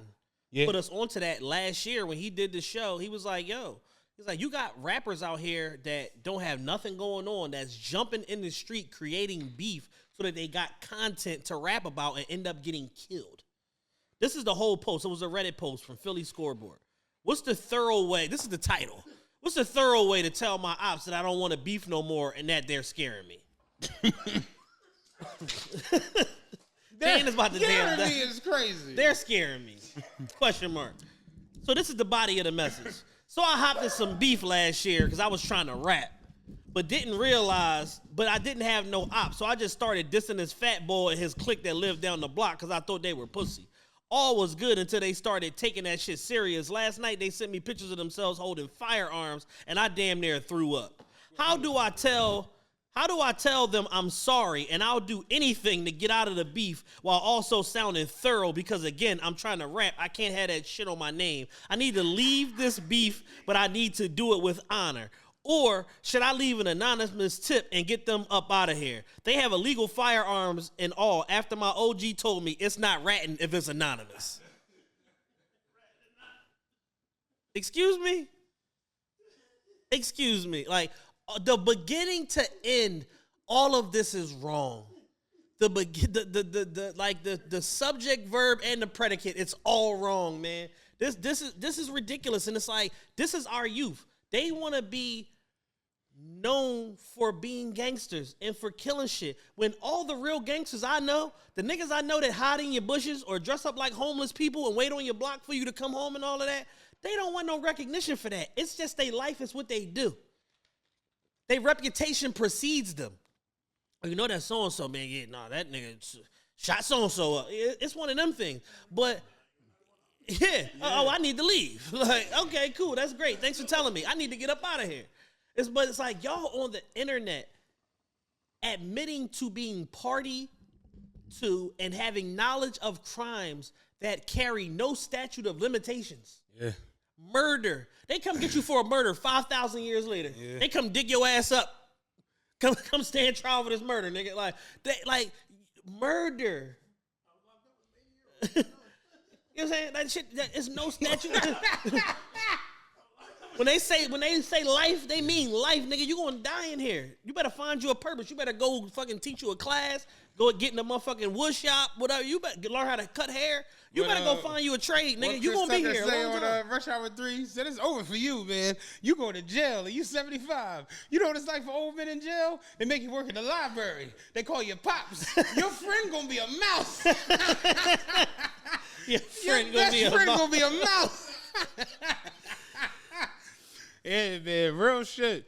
Like, the youth is just completely lost. It's like they really don't understand. Like, yo, you got sunlight. I hate to go into that shit, but like the earth and the moon, all that bullshit. But it's like, yo, you got sunlight that wakes you up and gives you energy, bro. Yeah. You can really go out here and create some literally, before these mics cut on, me, you, and Dan just sat here for a good 10 minutes just talking about where we looking to go with what we trying to do. Yeah. And it's just like, that's how fast. Yeah, we trying to start a multi-million-dollar business in less than 30 days. No, like that fast, you can create some shit. And look at the slutty vegan girl. That was a food truck. Barb was a food truck. Real shit. Like, you can really. Slutty vegan is worth what now? 100. 100 million. She got $100 million evaluation, dog. 100. No one died. We sluts selling vegan shit. Like,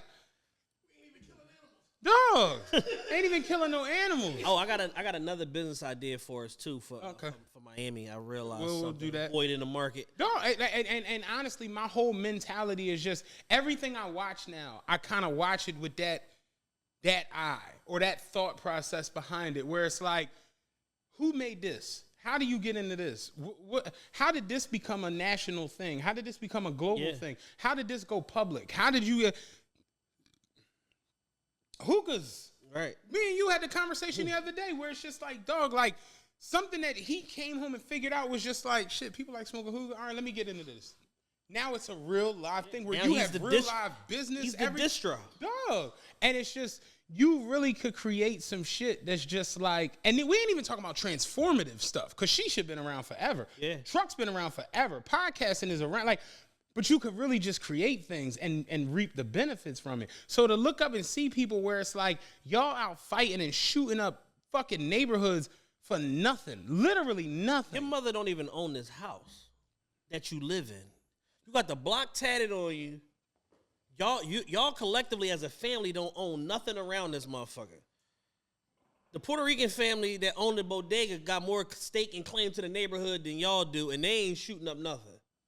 What's the problem? What's going on?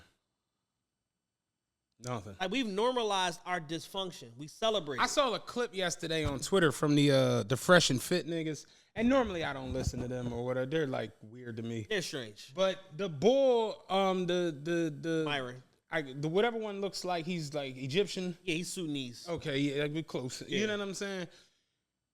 he was going off about like niggas in the hood. And his approach was ridiculous because he's screaming and hollering. Yeah. But the shit he was saying was just like they're laughing at this. Like I know for a fact, like the fact that whenever something happens on these Jones and they post it, you know what the first thing they do? They at Larry Krasner or Mayor Kenny. And it'd be like, Mayor Kenny don't give a fuck. Yesterday they showed Joe Biden at the beach. People in the Jones like with the meme like gas $8 and the motherfucker crying and it's Joe drinking a beer like, hey man, beach day. Hey man, beach day. Holla at y'all on Monday. You know what I'm saying?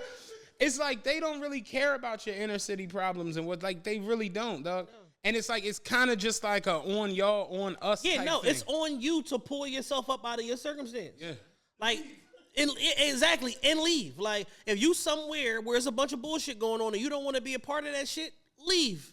And last night I watched the Devin Haney fight. I missed it. I was sick, man. Haney versus Kambosos.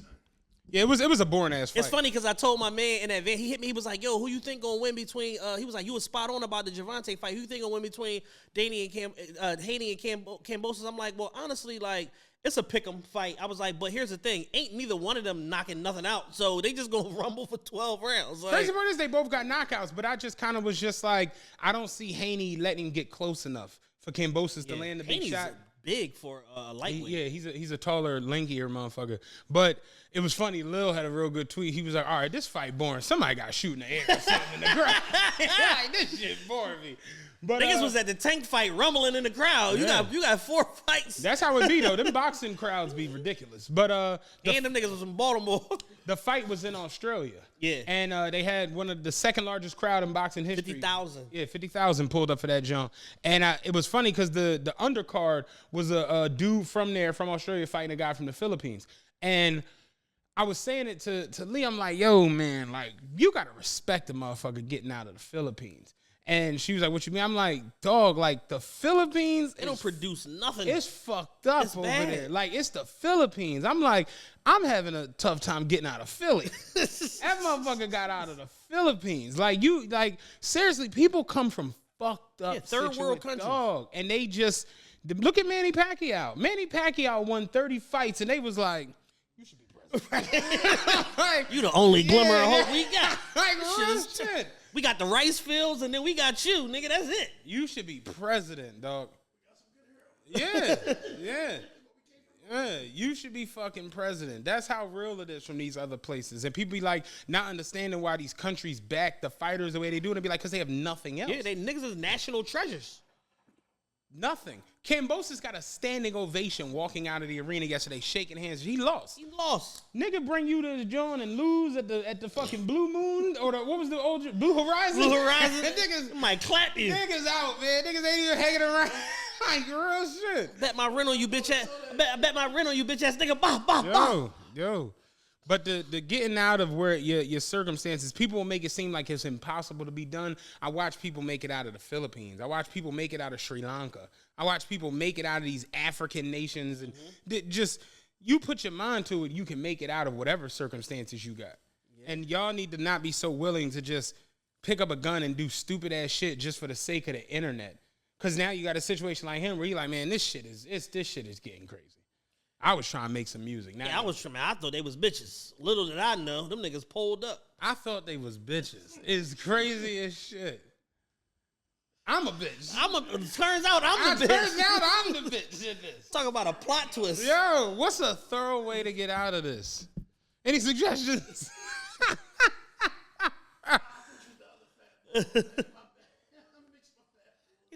But the funniest part is him saying, I'm trying to get out of this beef, but still be thorough. Like, because, I can't have no smut on my name. Like, excuse me?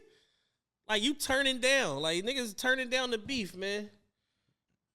Straight up, man. We just in a bad way. One thing I will say, I really...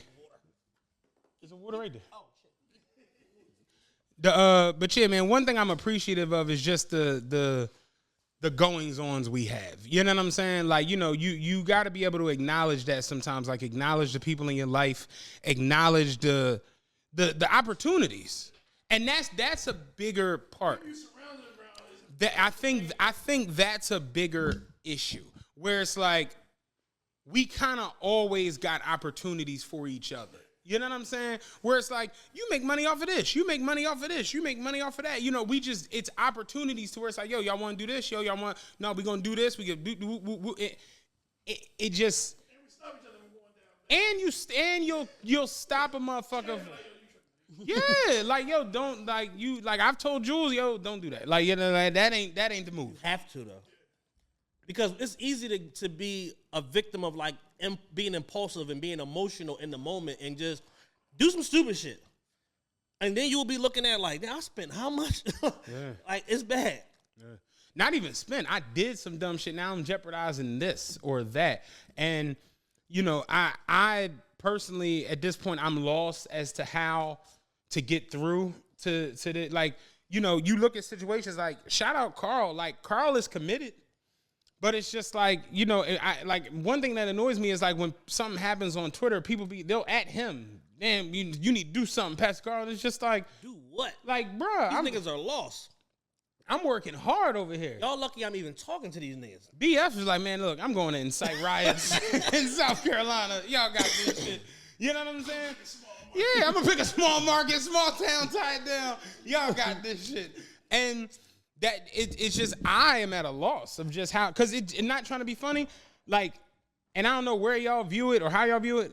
Every day it seems like it gets worse. Yes. The brazenness is the thing that stands out to me. Bruh. The willingness to just do some shit that you know is going to end in jail time, but you so in the moment that you just like, fuck it. I have to do this. Right, literally now. Throwing your life away. Shooting into a crowd 10 yards from the police is the craziest shit I ever heard in my life. Yeah. Nobody's exercising any form of discretion. Oh, I know where the nigga be at. I'm going to see the nigga and then I'm going to, like, no, right now. On foot. Couple alleyways, out of there. I want to switch up gears real quick, and I want to kind of do a little bit of sports. Okay. And the finals started the other night. Like I said, I went to the Game 1 finals party, and I saw a meltdown that was so un-Warriors-like. Oh, man. I was flabbergasted. I was literally just like, that fourth quarter was some shit the Warriors normally do to people. Yeah, it was like you just demoralized somebody and you just make them basically submit. Yeah, cry uncle. The way the Warriors tapped out Thursday night. I watched every minute of that game from pregame to postgame. Yeah. And I was like, I left that game feeling like they might be done. Like, Rob might be right. Like, the Warriors might be cooked. Like, to have that type of game go on where you were up 14 at one point, you lose by what, 12, I think? They were up 14 with a minute left in the third. Up 14. The Celtics came out fourth quarter, they couldn't miss. They were like gangbusters. Al Horford looked like Dirk Nowitzki. Like prime Dirk. Like, it was unbelievable. Fucking that little Jason Tatum, number 9, that little nigga, Derek White, he was going crazy. Marcus Smart was going crazy. Like, fucking Pritchard played 8 minutes or whatever the hell in the fourth quarter. Like, it was, they just kept throwing, they did what the Warriors do. They just kept throwing mad niggas at them. And it's just like, this is crazy. And real quick, you know what you made me think about? The boy Pritchard. He's like the 8th man, the white boy on the Boston Celtics bench. And I was having a conversation one day with somebody who was like, who the fuck is this boy? And I'm like, what you mean? He was like, they just be letting anybody in the league now. I'm like, boy, nice as shit if he in the NBA. And he was like, that random ass white boy. And I'm like, no, I'm not trying to be funny. There are 450 spaces in the NBA. And this goes into the DeShawn Stevenson shit you're talking about. To make it to the NBA, you really have to be good. You're that guy. And he was like, no, white boy trash. So I go and look it up. White boy was a 4-time All-American in high school, led his high school in points, rebounds, and assists for his last 3 years, sophomore, junior, and senior. Went to University of Oregon. He's the all-time leading scorer in University of Oregon history. That random-ass white boy is the #1 scorer in University of Oregon history. Yeah. It's like, you don't make it to the NBA without having some type of elite. Like, when you go down the line, like, okay, you the ninth man on an NBA roster, right? Cool, NBA roster, you the ninth man. You making the league minimum. Let's not even league minimum. You Probably making mid-level exception. Mid-level exception. $4.5 million. You making $4 million a year. You the ninth man on the roster. You don't play much time unless it's a blowout or some shit. Somebody get hurt. But then when you go to their college career and you realize, like, damn. He was a 2-time All-American, led his team 2 years in a row in double-doubles, you know what I'm saying, whatever. Then you go back to the high school career and you see he's the all-time leading scorer in the state of Kansas. Shit like that. And it'd be like, yeah, dog, to make it to that level, like, look at Kwame Brown. Kwame Brown really tore apart high school basketball. He destroyed that. You don't just get drafted from high school to the NBA without destroying the high school game. Kevon Looney's high school mixtape service the other day. This nigga looked like Kevin Will Durant. Chamberlain, dog. He was crossing. They was bringing up. He was 7 foot in high school, bringing the ball up, crossing over. And Draymond made a point about Kevon Looney. He said, "Yo, people don't realize his comp when he came to the league was Kevin Durant. He had 2 hip surgeries off the bat. He said that finishes most players. He said for him to come back and be productive, and now he's starting to get some of his quick twitch and all of that shit back 5-6 years into his career. He's turning back into the player that he was. Oh, like fucking you made me think about it. God damn, I lost it that fast. My man Mar back in the day, he had the tape when Rasheed Wallace was at Gratz and they played Bartram. I remember he showed the videotape, like a VHS tape. Dog, the nigga had 16 blocks in the game. 16. I'm talking about every single shot that went in the air that wasn't like a half-court shot. Smacking that shit out the air. And it's just like, yeah, he going to the NBA. Because this competition is nothing. You're annihilating this. So, yeah, the Bull Pritchard, he can ball. You know what I'm saying? He can hoop. But, yeah, the Celtics just came out there in that fourth quarter, and it was just lights out. Yeah. And here's the thing. I called, not to pat myself on the back, but y'all be on my ass when I get shit wrong. I called it earlier about the Celtics. Weeks ago, I said, yo, I like the Celtics team. They ferocious on defense. They got a shot to go to the finals. I didn't bank on fucking, what's my boy from Milwaukee being out. Middleton being out and all of that. And they just basically made mincemeat of fucking Milwaukee. But, yeah, top to bottom, like Boston throws 10, 11 guys at you routinely, and they all can ball. And they all are united in the mission of team basketball on the floor. And Ime, I salute you, a bad motherfucker, man. Yeah. He's a hella. You talk about in-game adjustments. Yeah, I ain't gonna hold you though. Some of that shit is Brad Stevens because you know he's still up there. Yeah. And I always thought he was really, really good. So to have him in the front office is what do you think is the difference from this Celtics team versus the last 4 iterations? They go to the Eastern Conference Finals every year. Well, this team doesn't have Kyrie Irving in the locker room, so there's that. You know what I'm saying? But what it is. I feel like their nucleus hasn't changed of Jason Tatum, and Jaylen Brown. And Marcus Smart. And Marcus Smart being that the 3-and-D guy. But their front court with Al Horford, with Williams. Williams is a bad He's a beast. And they're set. They're there. And shout out to Al Horford, man. I'm so happy for him. He, as far as NBA players, most games played, most seasons played, and most field goal attempts by a player before ever playing in their first finals game. And he got into his first finals game the other day and went the fuck off like, I've been saving this. You know what I'm saying? I watched him play, and I'm just like, why the Sixers couldn't have him do this? Like, they just was using him in the wrong way. They just literally get down on the block with Embiid. And it's just like, wait, what? That was that Brett Brown shit. It's the Brett Brown bullshit. Yeah. But tonight should be very good. I got the Warriors. I think that, and the crazy part is like Draymond even said it. Like, yo, we controlled the game. We just the fourth quarter. You had Derek White, Al Horford, and Marcus Smart was 15 to 23 from 3. The best tweet I seen this year. I mean, the best tweet I seen the other day. So pay attention to this because only you would understand how funny this is. Who did the Celtics just beat to make it? Oh, they beat the Heat. The Heat. So did you see in Game 6, Game 7, Jason Tatum texts Kobe before the game? Yes. Did you see that? He texts Kobe before the game, and of course Kobe can't respond, but he texts Kobe and was like, I got you today. And they went out there at, won Game 7. So somebody on Twitter was like, Damn, man, I feel bad for Kyle Lowry because he made himself a I got you proclamation today, too. And they had the text message. It was Kyle Lowry. He texted, I got you today, but he texted to Raymond Felton.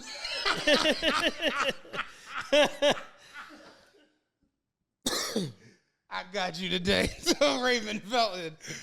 But yeah, man. Oh, let's do that. Now that, of course, the Warriors and the Celtics are in the finals, every other NBA team is off. It's home. Kevin Durant is home. Bruh. And Kevin Durant has unlimited time for bullshit. For absolute bullshit. He is going at it with everybody. Kevin Durant, shout out Ra, brothers to the show, Rostradamus, you know what I'm saying, my little nigga. Kevin Durant went at it with Ra the other day. For hours. For hours. Twitter. About something that was already verified, visually and statistically verified. Yeah. Steph Curry faced, in that, what was that, 2016? 17 finals. Steph Curry faced more double teams than anyone in the history of the NBA finals. That is verified. There's a joint where Rob posted the video and sent it to him. Kevin Durant was like, I wouldn't go that far. And Rob showed the video. Kevin Durant was on a fast break, and niggas ran to Steph Curry away from him. He was on the break. Niggas saw him covered, and it ran to Steph Curry. And he got a wide No, it's a decoy. He gonna kick it. Crazy, dog. Crazy. And Rob was like, Rob posted the video, was like, you was a ballerina. I got the pictures. I seen Kevin Durant was like, no, who you talking to? Yeah. Kevin Durant this week had unlimited times for nonsense. So then Stephen A. Smith basically was like, people get mad at who was it that started the tweet? Somebody initially started the tweet and was like, Stephen A. Smith, Skip, Shannon Sharp, all of them. No. It was a video. It was a video. I'm sorry. It was a video clip. This was dumb. But basically they were saying Steph Curry has ruined basketball. And Stephen A. Smith said, with all due respect, and I love Michael Jordan. Y'all know that's my guy, Michael Jordan. But I feel like Michael Jordan and his individualization of the game ruined basketball, which was a dumbass take. But I'm just like, no. And Stephen A. Smith was like, I feel like Michael Jordan has ruined the game more than anything. Because he made it more about individuals more about instead individuality than it is team. But even his basis for his argument was, you look at Magic and Larry Bird, where it was like, oh, Magic was Showtime, but he had a team around him, and it's just like, no, nigga, that was Magic fucking Johnson. That was what it was. The game went global in the early 90s, but that's not individual. That was Jordan being Jordan and bringing the Bulls organization to where it was, because the Bulls had the bomb squad. They had the team to beat. You know what I'm saying? So that was a little off. But anyway, Kevin Durant comment on it was like, no, I feel like Stephen A. Smith and Skip Bayless and Shannon Sharp and all these fucking commentators and announcers have ruined the game. And Stephen A. Smith didn't even deny it. He hit that nigga with the, hey, well, listen, we don't die, we multiply. All right? Like, we ain't going no He said, well, guess what? You're going to have to deal with a lot more of it. And then Kevin Durant posted his video like, I'm here to tell you, we don't care. We don't care. So let me ask you this. Michael Jordan, Steph Curry, ESPN, and all their 24-hour news nonsense, what ruined the game more? I think it's definitely not Steph Curry because, all right, if you look at Steph Curry, he's like a career like 42, 43% field goal shooter, three-point shooter or whatever. So he's shooting as good from three-pointer as most players are shooting from the field for his career, including a season where he shot like 47% from three or whatever the case may be.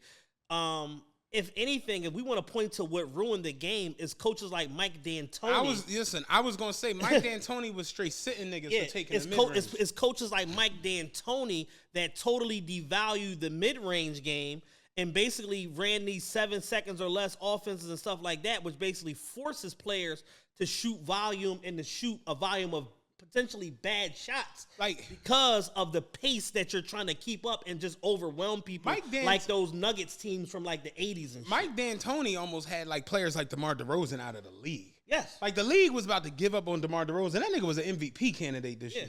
So it's like, I think that me personally, I think it is the 24-hour news cycle, the skips, because these dudes have an unlimited window of time to just go on television and sway opinion and create narratives that really aren't. Think about how Stephen A. Smith will tell you, yeah, no, my sources close to me told me what's going on with Kevin Durant. Kevin Durant, like, shut your bitch ass up. You don't talk to nobody over here. Like, it's like they have time to do that, where they can just go make shit up. And look at Skip. Skip's whole thing is, I hate LeBron.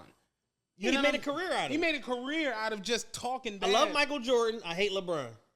Like, LeBron, shout out, get some claps. LeBron this week became an official billionaire. So Forbes did a whole thing on it, and it's just like, you got a black man from, like we just talked about, getting out of your circumstances. Akron, Ohio. Fatherless black man from Akron, Ohio, got out of that fucking terrible place and literally became arguably the greatest NBA player ever on the court and most definitely off the court in what he's been able to do in his time while playing. Jordan made billions. Jordan became an owner first time ever.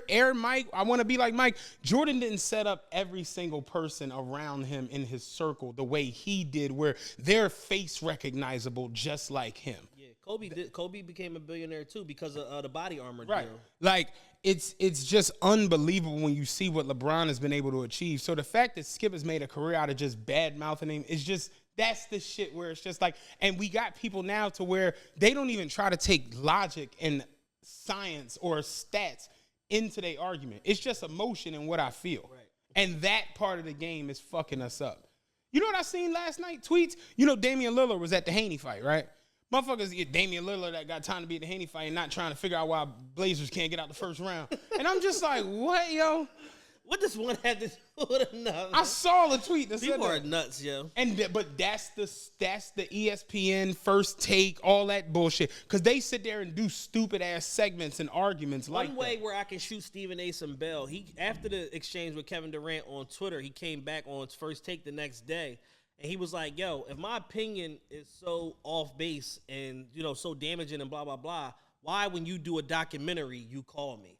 Why when this player does a like, why do y'all want my opinion then, but I have an invalid opinion on basketball when I say something that you disagree with? And I'm like, that makes a lot of fucking sense. I personally don't think his opinion was invalid. I just think it was like, like how you just said, Mike D'Antoni. I could think of other shit that ruined the game before Michael fucking Jordan. And I look at it to where it's like, when I do see First Take, it's when I'm at the gym or because I don't watch that shit. It's on at the fucking doctor's office. But when you see the topics, you just like, damn, it's like they're like how there was no game these last couple days. Yeah. They on there discussing stupid shit like that. Grasping at straws. I saw LeJohn the other day was like, who's the greatest player to never win a championship? And I'm just like, y'all back on this one because there's nothing happening. It's the same 19 topics. So you think about it. If you got a sports news show every morning and there ain't no sports the day before, all right, what we at? Yeah, you in the pre-show meeting like, all right, what we got? Yeah. They going broke? All right, cool. NBA players going broke. Like, Damian Lillard versus Isaiah Thomas. Who you got? Stupid shit. You know what I'm saying? So going into the joint, and I guess it didn't hit me the right way till I really sat and thought about it. DeShawn Stevenson is auctioning off his NBA championship, his finals ring from the 11 Mavericks team, and I want to look it up so that I'm not mistaken, right? I don't want to speak. Career earnings? Yeah. $28 million. I looked it up. Okay. I figured it was around 30. 13 seasons, $28 million. That does not include playoff bonuses and all that shit because that's additional money. Doesn't include per diem, which NBA players get and all of this. I had a tweet last night, and I want to read the tweet verbatim. NBA players literally live like kings their entire time in the league. Even role players get tons of complimentary merch, shoes, free travel, per diems, and access to other multi-million-dollar opportunities. Seeing someone barely 40 completely crack 10 years out of the league is ugly. Because the reality of it is this. If you're an NBA guy, and DeShawn Stevenson played in that NBA era where the salaries and all that was a little bit depressed because you had like the Malice in the Palace and the fucking dress code shit and all of that. So a lot of the salaries and all of that shit was depressed at that time, whereas like a max salary was like 4 years, $60 million. Gilbert Arenas talked about this with Chris Paul on his podcast or whatever. He has an excellent podcast, by the way. He talked about that, you know, about the eras. You know what I'm saying? It's like at that time the money was depressed because you had a super up era before with players like Big Dog Robinson getting $100 million out the gate, and Grant Hill getting $100 million out the gate, and Shaq Jalen Rose getting $95 million, Shaq getting $120 million to leave Orlando to go to the Lakers and shit Kevin like Garnett that. Got a big one. Where it basically shook the balance of power in the NBA, where it's like these smaller market teams and all of that couldn't compete. But the CBA has since been reworked and all of that. They have profit distribution and all of that shit. And now the NBA is about to get even more money injected into it because they just approved Seattle and Las Vegas to get expansion franchises starting in 2024. Right. So the money is about to go even back to the moon even more than it is now with this recent TV deal and all of that shit where the players got all that bread. So I say all that to say this. Even still being in a depressed era, you still made 28 million verified dollars. Pre-tax or whatever. So you cut that in half. You say you made 14 million, but you still got to factor in playoff win bonuses, all of that shit. Every round in the playoffs, every game you play in the playoffs is additional check, and then you get playoff win bonuses for every round that you win going through the finals. They were showing Al Horford's breakdown for going through the finals, like going through the playoffs, like how much more he got every game and shit. Yeah. It's a lot more money. And DeShawn Stevenson played on some very good teams. Those Wizards teams were in the playoffs. That Mavericks team went through the playoffs, won the finals. The year prior, they went into the playoffs. I think they went to the second round or whatever the case may be. So there's all this additional money that's flowing. Not to mention, the dirtiest secret in the world is that NBA players get like a $300 to $500 per diem every night that they get for food that they just put in their pocket. Or go out to dinner. Remember when we was in LA, we was eating, there was two tall ass niggas next to us. I figured out, they play for the Clippers. Like, it's like shit like that. Motherfuckers at Mastro's having a $600 dinner because he'd be like, no, let me pay. It's like, because they getting the fucking per diem loaded onto a fucking team debit card or whatever the fuck every time they fucking have they have a game. Like, it's like shit like that. So it's like, yo, even if you only getting it just for fucking road games or whatever the fuck, if you getting $500 a night for 42 games, that's an extra how much more money? So it's like, you talking about another $25,000 a year just in per diem in food money. It's like these motherfuckers get all types of additional revenue, perks, endorsements, shit like that. Fucking NBA All-Star Weekend, you get a fucking swag basket full of shit, $50,000, shit like that. Like all kinds of crazy shit. And the opportunities that exist because you are surrounded by millionaires and billionaires. Oh, you want to jump in on this I'm about to buy 10 Bojangles. I'm about to do so-and-so. Give me 100,000. We could invest it in so-so-so. Like all of this shit, all of these opportunities to the point where it's like, bruh, if you played 13 years in the league, won a championship, made deep playoff runs and all of that shit, and you go broke, it's almost like you were trying to go broke. Yeah. Like you were intentionally mismanaging your money and just doing the wrong thing all the time. At one point, DeShawn Stevenson had an ATM in his house. Did he really? Yes. Oh, yeah. He was on MTV Cribs or some shit. He had an ATM in his house. It's like dumb niggery shit like that. Because like most dumb niggers, we assume that when you getting money that this never going to end. Niggas is going through that shit with PPP right now and PUA. Motherfuckers assume, this money, oh man, the government love us. Oh man, shout out Big Uncle Trump. The government shout out to Orange when Big Uncle Trump, 45, nigga, this bread ain't never going to run out. And then it ran out. And now motherfuckers is like, shit, let me get 9 on pump 1 and Chico stick for the 10. You know what I'm saying? It's like niggas is having a hard time because, they always the last ones to know some shit. I honestly, that's I want to word it the right way. I'm not envious of people in those positions where if you come to the NBA and you come in like a big dog, Glenn Robinson, not a big dog and like you come in like Glenn Robinson, you come in like Allen Iverson, you come in like LeBron, you come in like these players where think about AI had 50 mil before he walked on the court. LeBron had 90 before he walked on the court. You know what I'm saying? Like you come in and you're the franchise player and but when you come into the NBA and you a DeShawn Stevenson or a Miles Bridges or you one of those like the team guys, people are looking at you with the same eyes and lenses that they looking at a LeBron. They thinking you in the league. Because that's, you know what I'm saying? So in this elite fraternity of people you and look players. at somebody like a DeShawn Stevenson, it's like he got his mom, he got his dad, date around sisters and brothers, however many kids, baby moms, hoes, little bitches, like little bitches, baby bitches, like that shit add the fuck up. Like, not trying to be funny. Think about it. We regular motherfuckers. And motherfuckers be paying their moms and dads rent and be buying cars and you know what I'm saying? So it's like, imagine you with a $30 million bag behind you from the league. Everybody got their hand out. Everybody. You're everyone's meal ticket. Everyone you came in contact with from middle school up, you are their meal ticket. Everybody got a get rich quick scheme, a business idea, whatever. Like if tomorrow the Sixers sign you for like a 3-year, $18 million, nigga. I'm like, I don't know how Chad gonna pull this shit off, but nigga, it's up. You know what I mean? He ain't the fastest motherfucker I've ever seen getting back on defense. But it's guaranteed. But this shit guaranteed. It's up, nigga. You know what I'm saying? So it's like that shit where it's just a lot of pressure. And that's the joint that annoys me at times, where it's like, they do the symposiums now with NBA players, and they do like that ESPN 30 for 30 to broke and all. And it's just like they'll emphasize on, the basketball players and the football players go broke. You know what I'm saying? And it's just like, you also got to look at people who play golf or people who play tennis, minus Venus and Serena. They come from situations and circumstances that are so drastically different than these people showing up. Coming from multi-million-dollar families. Bill Laimbeer straight said his dad was like, why are you wasting time with the NBA? What is this niggery game you going to go play? What is this niggery shit you've been doing? Isaiah Thomas, on the other hand, though, absolute superstar in high school, absolute superstar in college, comes into the NBA, number 2 in the draft. I think he was behind Aguirre. Like, Isaiah Thomas that's motherfucking Zeke. Like, he's the man. Do you know Zeke is like mega rich? Isaiah Thomas? Yes. Yeah. Like this motherfucker's been.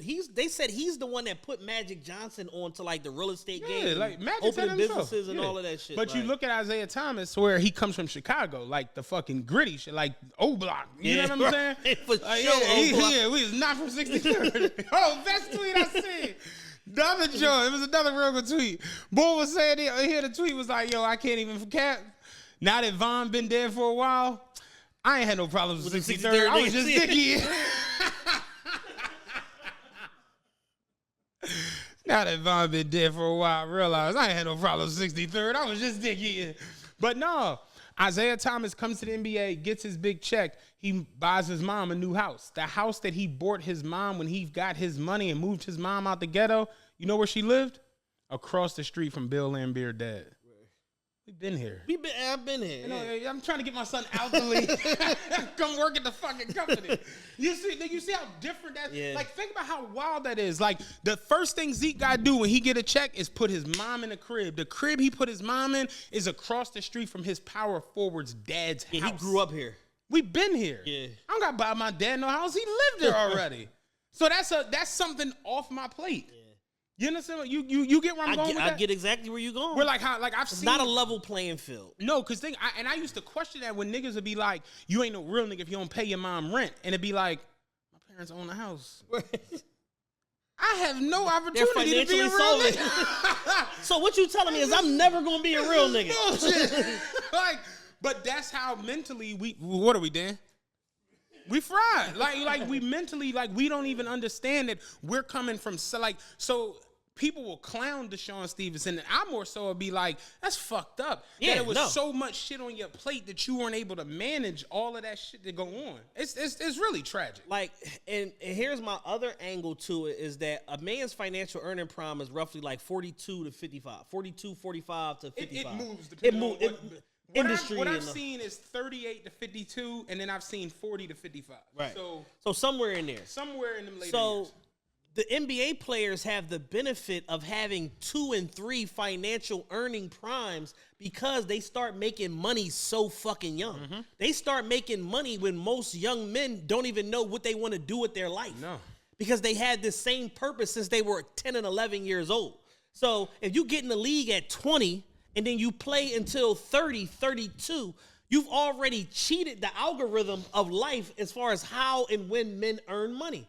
Then if you transition out gracefully, a la a Grant Hill or a Shaq or a Penny or somebody like that, and then you figure out your purpose and go into your next line of work, then boom, that'll carry you forward, and then your NBA pension kick in, and you getting $176,000 to $500,000 a year for that. Right. That's just mailbox money that just shows up. Mm-hmm. So it's like, yo, if you do it right, and you fly, and if you one of them $2 to $4 million a year guys, but you just fly under the radar, and you don't spend too much, and you don't do too much, and you lease your cars instead of buying them, and you make some smart investments here and there, you can look up at that $40 million that you might have made, or in DeShawn's case, $30 million that you made over 13 years. You could look up and have that $30 million because you went and bought an 80-unit apartment building instead of 4 Rolls Royces. Shit like that, you know what I'm saying? And it's like, there's going to be, when you get into that 1%er type money, there's going to be a series of decisions that you're presented with over the course of your life that if you make the wrong decision multiple times, you will end up where you are selling your championship ring on the fucking internet. I'm going to just go ahead and say it. An ATM in your house is a bad It's decision. a terrible decision. Yeah. Because why the fuck do you need an ATM in your house? I mean, if I just need some cash, I'm just... Yeah, but who do you pay the service fee to? That's what I was about to say. How many people are coming to use that to where you're making money off the service fee? Hey, 7-Eleven closed at midnight now. So y'all come to the house. It's like, what is this? You know what I'm saying? And it's just like, yo, you will be presented with several situations where it's like some fucking janky deal that somebody wants you to invest in. Fucking Tanisha's hot wings and hot curls. Yeah. Some bullshit business that you get presented with. The one motherfucker from the Dolphins said he was at the club in Miami, and he said the nigga came up, got in the section, was like, yeah, like, I see what you're doing out here. Like, you know what I'm saying? You Dolphins and shit, I respect it, you know what I'm saying? Just so you know, like, I'll move them things for you. He's like, what the fuck are you talking about? You talking about linemen? Nigga, I'm a running back. He's like, nah, nigga, them things. He said, nigga straight approached him in the club like, nah, like, I get them shits up north. He's like, but I don't have any things. I've already made it legitimate. Why do I want to deal drugs? Now, the NFL players, I can shoot them some bail. They live like paupers compared to like the NBA niggas and the baseball niggas and the soccer niggas. It's a whole different world as far as that football money because you really only got 3 positions that are making life-altering money. You got elite quarterbacks. You got defensive linemen. Defensive and offensive linemen. Elite defensive, offensive linemen, and cornerbacks. Everybody else is like, it's 80 million, but it's 34. Like the position players. The position players and all that shit. Yeah, it's 80 million, but it's really 34. You know what I'm saying? This is a 5-year deal, but it's really 1.5. Right. Like, we could cut bait on your dumb ass at any given time. Right. And they get large lump sums of money to where they're getting banged for crazy amounts of taxes and shit like that, where it's like NBA players' money is more smoothed out. Baseball players' money is more smoothed out. Like over time, to where it's like every motherfucking week you get a check, $782,000. Like, what I'm saying, whatever the fuck, you just getting a check just constantly. So they don't really ever run into cash flow or liquidity issues. Whereas like an NFL player, they might sign a 5-year, $100 million deal. $40 million is up front. Like, you get $40 million today, right? But you got to pay $20 million in taxes if you ain't got the right accountant. And then you got to live off of that, and then your salary is $2 million a year for however many fucking years, and then you get another balloon payment at this sign on the back end on some like roster bonus shit and all of that, like because they got to manipulate the salary cap. Right. It's a different lifestyle. Whereas like in the NBA, you got 10 niggas with $200 million contracts. Right. James Harden is in line to get a $270 million supermax. Right. He is not worth it, but he's probably going to get it because. Who else you gonna give it to? Because the NBA has something called a salary cap floor, and if you don't reach the floor, there's penalties for not paying that money out. Also, the Rockets gave John Wall 40 and was like, "Stay in the house." 47. Yeah, don't come out. Home. Don't never come to the facility. Don't come out.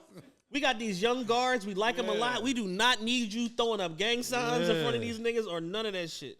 Trying to take them to Rose Bar. Keep your in Houston. Keep your crip ass at home. Yeah.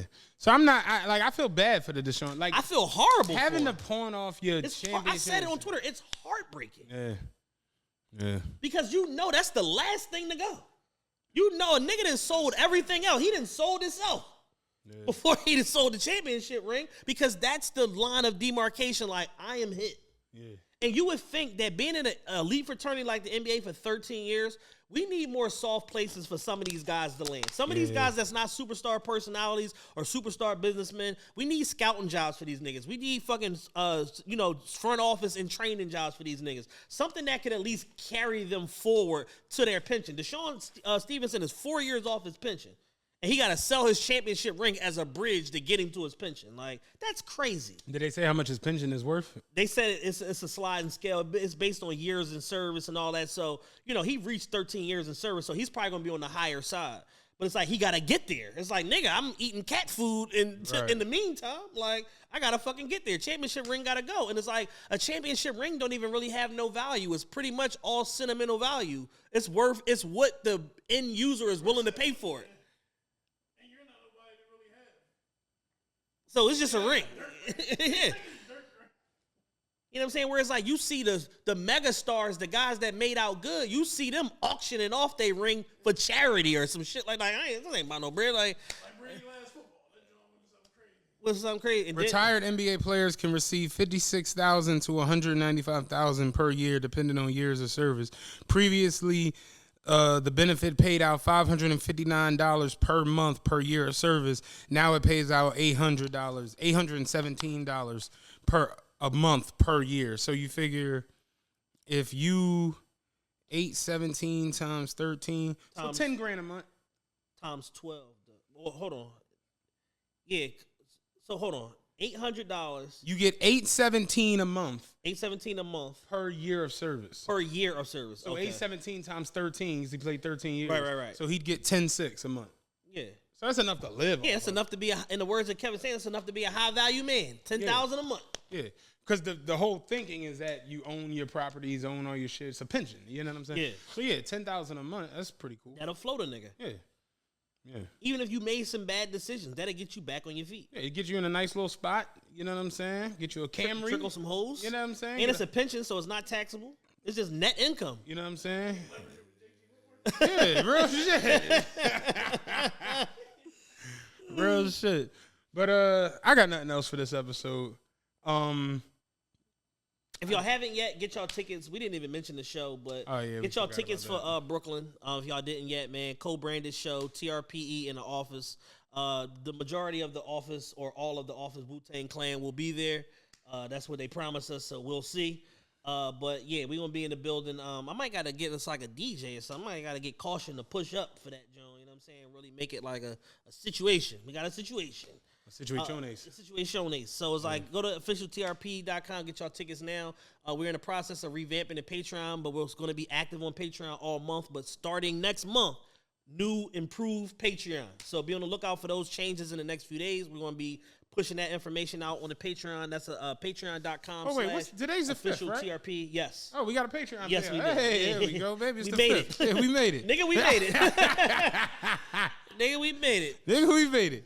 But yeah, man, go get your tickets for the show.